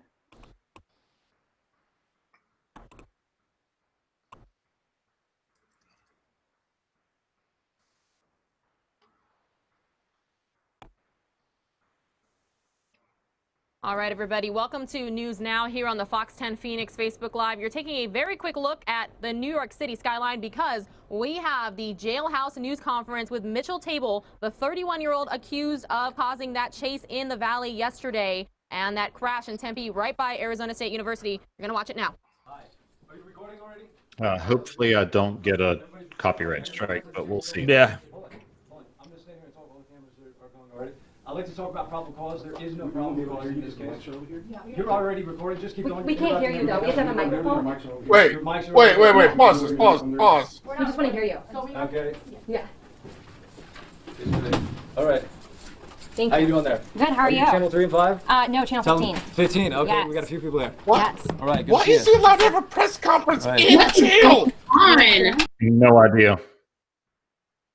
Yeah. Why is he So- having a press conference in jail? Sorry, it took me so long to pause that, but it. It's fine. It's What fine. in the world? My head's just dead. No problem. Why? What is this? What's happening right now? Are we being punked? Is that what's happening? Are we being punked? Is that it? Like, did they actually just pull the onion on everybody? I'm way. How is this possible that this man has an entire press conference with a backdrop set up? Who set up It the is backdrop? Maricopa County, so Maricopa County is Maricopa County. Yeah. it's sort of like you could just call Maricopa County Little Florida. Mm-hmm. That's Joe Arpaio's hometown. That's his stomping grounds. Right. Wow. Yeah. Wow. Yeah, Wow. it's that county. So I mean, that's how the county's run. So somehow somebody thought in their infinite wisdom that it was a good idea to give this guy a press conference, or that this guy was entitled to one, or that he deserved one, or something. No idea. But if they didn't, then we wouldn't have this to watch. So thank you, Maricopa County. Said that he was incriminating himself more, and so that's why they let him. Oh yes, he was. Yeah. That makes a lot of sense, actually. I guess. I mean, if it was just that easy, like, hey, we're gonna have they're gonna let you have a press conference here, Mr. Defendant. Yeah, hi, here you go. But he doesn't have an attorney to tell him no, so hey, go for it. Well, yeah, let's watch it. I mean, he does. Yeah. Yeah, let's go. Wow. Okay. Do you want to sit down? Do you have relatives in the media business? You look so familiar. No, I'll stand. Okay, I'll stand. So you're handcuffed? Okay, I'm ready to go. All right, I just want to say there's no probable cause. It's absolutely legal to resist arrest with force to the extent of taking an officer's life if necessary. That is federal law. That is U.S. Supreme Court case law that states that. And I want to go back to the beginning and just say there was no probable cause or reasonable suspicion or a traffic violation to make this stop in the first place. So I did not stop the vehicle. It was an unlawful attempt to make an unlawful arrest. It was an unlawful arrest, and there is no probable cause. I called the mayor, tried to get him on the phone to resolve the situation. I also called 911. I left the report. I told them that they were attempting to make an unlawful arrest to call their officers back. Their officers did turn off their lights and back off for a bit. Then at the very end, when I got off the highway there, they drove off the highway. They had their lights off. An unmarked vehicle attacked me abruptly, bumped into the vehicle. So I sped off to, resist the unlawful arrest. And an accident ensued and got out of the vehicle and was arrested. So anyways, one more thing I was missing. Oh yeah, a detective called me after I called 911. He was not able to tell me why they were attempting to make the stop in the first place. He couldn't justify probable cause. There was none whatsoever. He couldn't have a reasonable conversation about why they wanted to stop me in the first place. So I think that sums it all up. I would like to either get like a pro bono federal civil lawyer, or I have a relative, Scott Taybell in Wisconsin, who could file a suit from Chicago and subpoena all the evidence from the case, including the 911 call, including the conversation with the detective. Chicago? The phone call to the mayor was probably recorded. They can subpoena all the helicopter camera footage and the police reports and anything that's been written down by the district attorney. Huh? I don't. From Chicago to Arizona. Cousin from Minnesota who's going to file a lawsuit from Chicago, Illinois into Arizona. And this is why he's had 9 competency evaluations. Right. Why? Right. So- well, let me ask this question to to the lawyers. Let's say, for instance, you are evading an illegal arrest. Are you allowed to drive into oncoming traffic to do so? I think getting in your car is where we kind of cut off the resisting illegal arrest, because now you're using a deadly weapon. Right. Driving a 3,000-pound car into oncoming traffic, I'm pretty sure is illegal. Yeah, just a bit. Like, even if the original basis wasn't correct, then now, if they didn't have probable cause before, now they sure as shit do. Yeah. Right. Yeah, the lady with the broken arm and foot, evidence. Yeah, so I'm reading. He's got some Corpus Delicti app. Oh, yeah. Oh my God. I'm reading like an article about this, and his defense attorney apparently said he didn't know this guy was about to do this, and he reiterated his client has mental issues that are, quote, well documented, unquote. Yeah. Gee, Oh my you God. think? Yeah, I mean, this is like a defense attorney's worst nightmare. Oh, yes, it is. I mean, kinda. Like, if I even see this as a thing, I'm calling, like, the jail, the news station, or I'm speeding down there as fast as possible to literally just, like, Goldberg spear my client out of the room. The microphones off the damn thing and cutting off the feed. Yeah, we're going full professional wrestling at this point. Slamming tables and just tackling my client out of the room. Like, no, stop talking! Jesus. Or, you know what? At my client's competency hearing, I literally just played this video and be like, "Yep, Your Honor, he's clearly not competent to help out in any freaking way." Right. Because no competent individual would do this to themselves. No. Yeah. No. I am trying to Oh, find an article as to why he was allowed to do this, and everyone's just stating the fact that, oh yeah, he had a jailhouse press conference. I'm sorry, can we not skip past that part? Yeah, I know. Anything like that before. Never, ever, ever. A jailhouse press conference where the jailhouse facilitates you being able to have this press conference. I've never seen it. Right.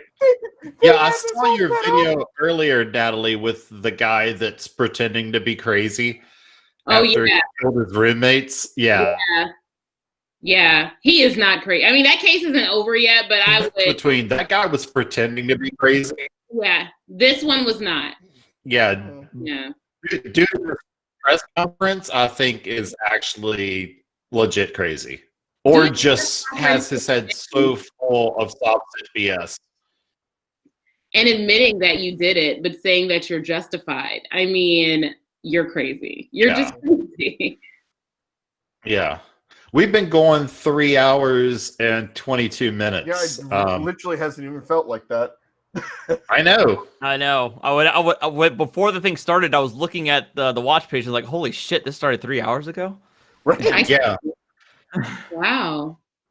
I'm happy to continue, or we can start wrapping it up either way.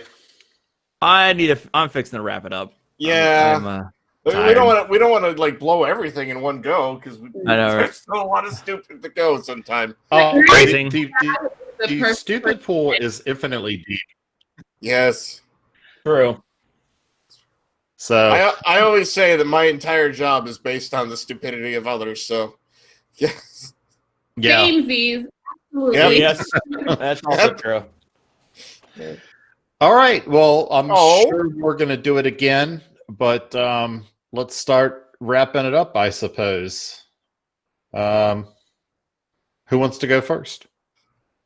I'm sorry. I gotta clear the blood that's coming out of my ears from my brain melting, so someone else can go first. Oh, well, guys, I guess I'll do it. Thanks, Schrodinger Scat. Thanks for having me on. Thanks for inviting me. This was hella fun, and Natalie and Art, you guys are freaking amazing, and I just love chatting with you too. So this has been great. Well, thank you, Schrodinger, for the invite. I was definitely happy to be here. It's always a good time watching these videos and getting more feedback and some back and forth. So it's always great. So yeah, thanks again for having me on. And also, shameless plug. Sorry. I'll let you guys know. Okay. I'll update everybody and let everybody know if and when Rogue Nation actually has this discussion with me on Tuesday. So look out for that. I'm excited. Oh yeah, I'm definitely gonna be looking forward to that. Somebody wrote in chat. Don't forget. I think it's Gia, who sent me a $50 PayPal the other day. But my policy with PayPal is unless you write a comment in there saying to give you a shout out, I don't, because I don't want, to say people's like accidentally doxing anybody. And so I said, I said, let me know if you want a shout out. And apparently I missed where that was affirmed that Gia did want a shout out. So with the biggest apologies ever, because that's huge, a $50 PayPal. My apologies for not saying thank you, and now I am saying thank you officially. So thank you. Yeah, that's the most awkward thing ever. I awkward. And with that, we're going to segue to Natalie. Yeah. I know, Natalie, please save me.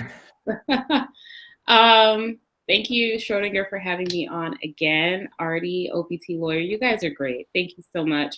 Once again, thank you to your amazing viewers who, after our last live, came and checked my channel out. They are so nice and interactive and informative, and they're teaching me things. So thank you guys so much. I really appreciate being on here. And it's a testament to how good this is, because I wind down and sleep at 11 o'clock. So by this time, my brain is usually mush, and I'm still awake talking to you guys. So this is so great. Again, thank you so much. And thank you. And yeah, I agree. I can never just hop off of a live stream and go to sleep.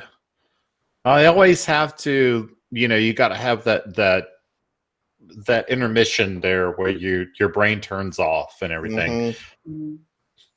But we can never forget about Dave.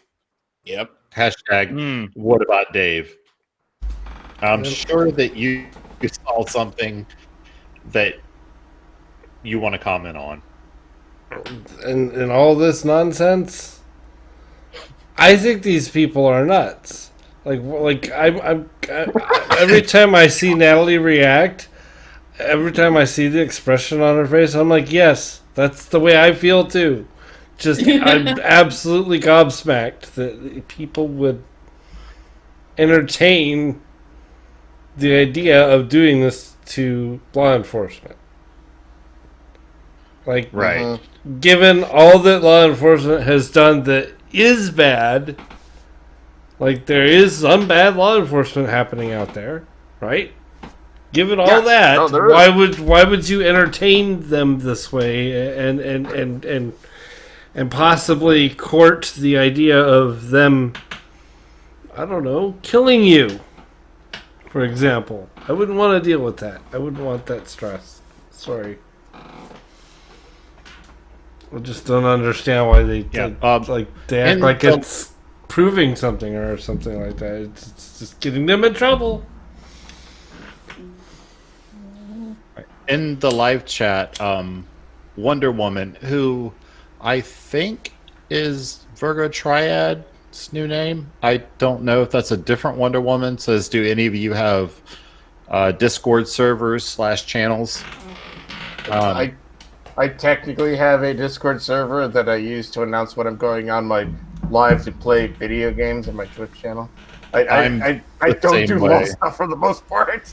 My Discord server, to the regret of a Marvel girl who's tried to make me make something of my channel or my Discord server, I'm just so inept at it.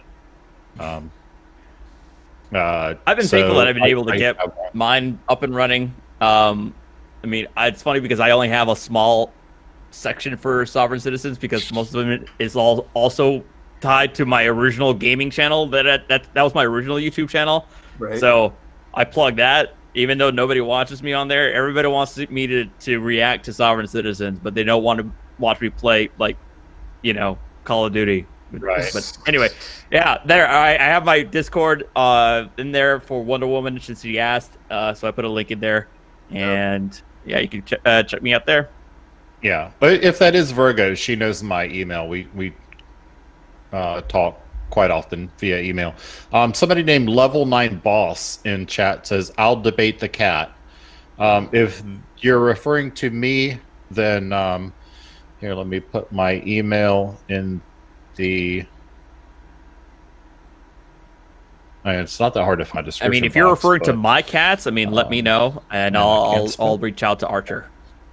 For some reason, Siri is trying to talk to me. I am legitimately searching the internet, and I cannot find a reason why this guy was given a press conference inside jail. So I'll just put this out for the people watching this either now or later. If anyone has any idea why that happened, please let me know, because I'm dying to find out.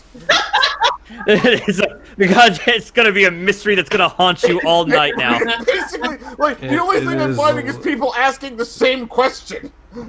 No, I'm with him. I'm like, why does this asshole raid a press conference in jail? Like, who greenlit this? So yeah, the guy who wants to debate me, my email, I just put it in the chat, or you can find it in my description box. Yeah, just don't wait till the day of and then say, "Oh no, I'm afraid you're going to be mean to me," because then I'll just have 3 lawyers on and we'll just make fun of you for 3 hours. So We didn't make fun of the other guy too bad. Yeah, that's true. no, we did 15 minutes of that, but Yeah. I mean, he did use homophobic slurs like That was not cool. Not cool. Yeah, not cool. If you end up watching this, don't say things like that. That's not nice. Yeah. no. And it if nothing else, you lose the moral high ground when you do that. Like you can't say after that, "I'm not like other auditors," because guess what? Yes, you are.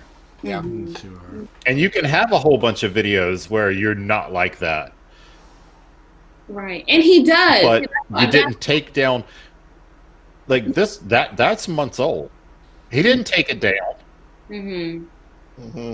I watched his most You recent know. videos, and they were not bad at all. I mean, he was interviewing some kind of interesting people, but nothing out of the ordinary. So I was like, "Oh, I wonder what he's got to say." And then you played that video. That's not right. Don't talk to people like that. I don't care who they are. That's still on his channel.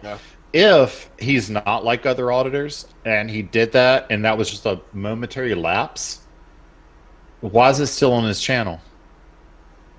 Or why isn't it still on his channel and he put another video on his channel saying, you know, it was a momentary lapse. That's not me. That's, you know, it was, you know, I had a bad day, something.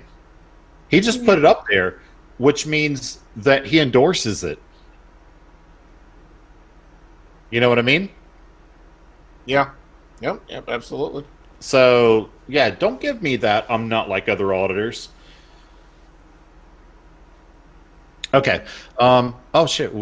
I'm the last one. Everybody else has also said their good nights. Yes. Yeah. I was wondering, why is everybody being so quiet? It's because they're like, "Hey, Cliff, it's your turn, bro." Wrap it up. Wrap it up. Another Dave Chappelle. Yeah, so this was fun, as I knew that it would be. Too bad we couldn't get Rowdy Podcast on here to, you know, have a chat. That's what he wanted. That's what I had set up. He sent me an email with a link to one of my videos that said, "Here's why I think that you're going to make fun of me." I'm just the host. He was coming on here to talk to Natalie and send me a video of Natalie saying, "Here's why I can't talk to Natalie." He sent me a video of me saying why he couldn't talk to Natalie. If he wanted to know anything about me, he could look at my debates and see that I've been respectful in my debates, but I'm not even the debater on here.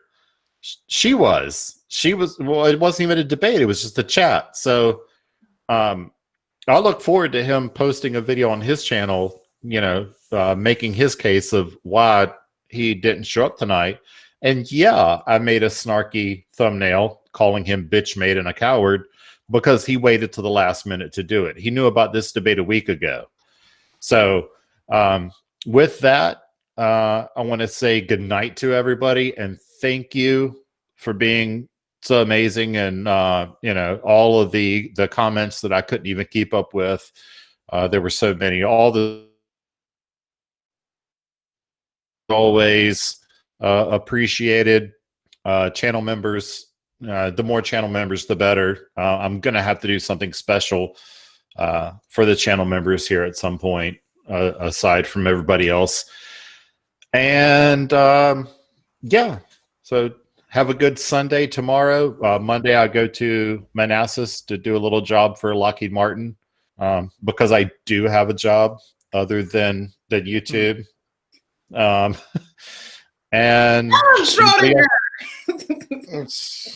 yeah, look at me having a job and stuff. Right? Yeah. Anybody else got anything before we say good night? Good night. Good night, everyone. Nope. All right. Good night. Thanks for showing up. Take care.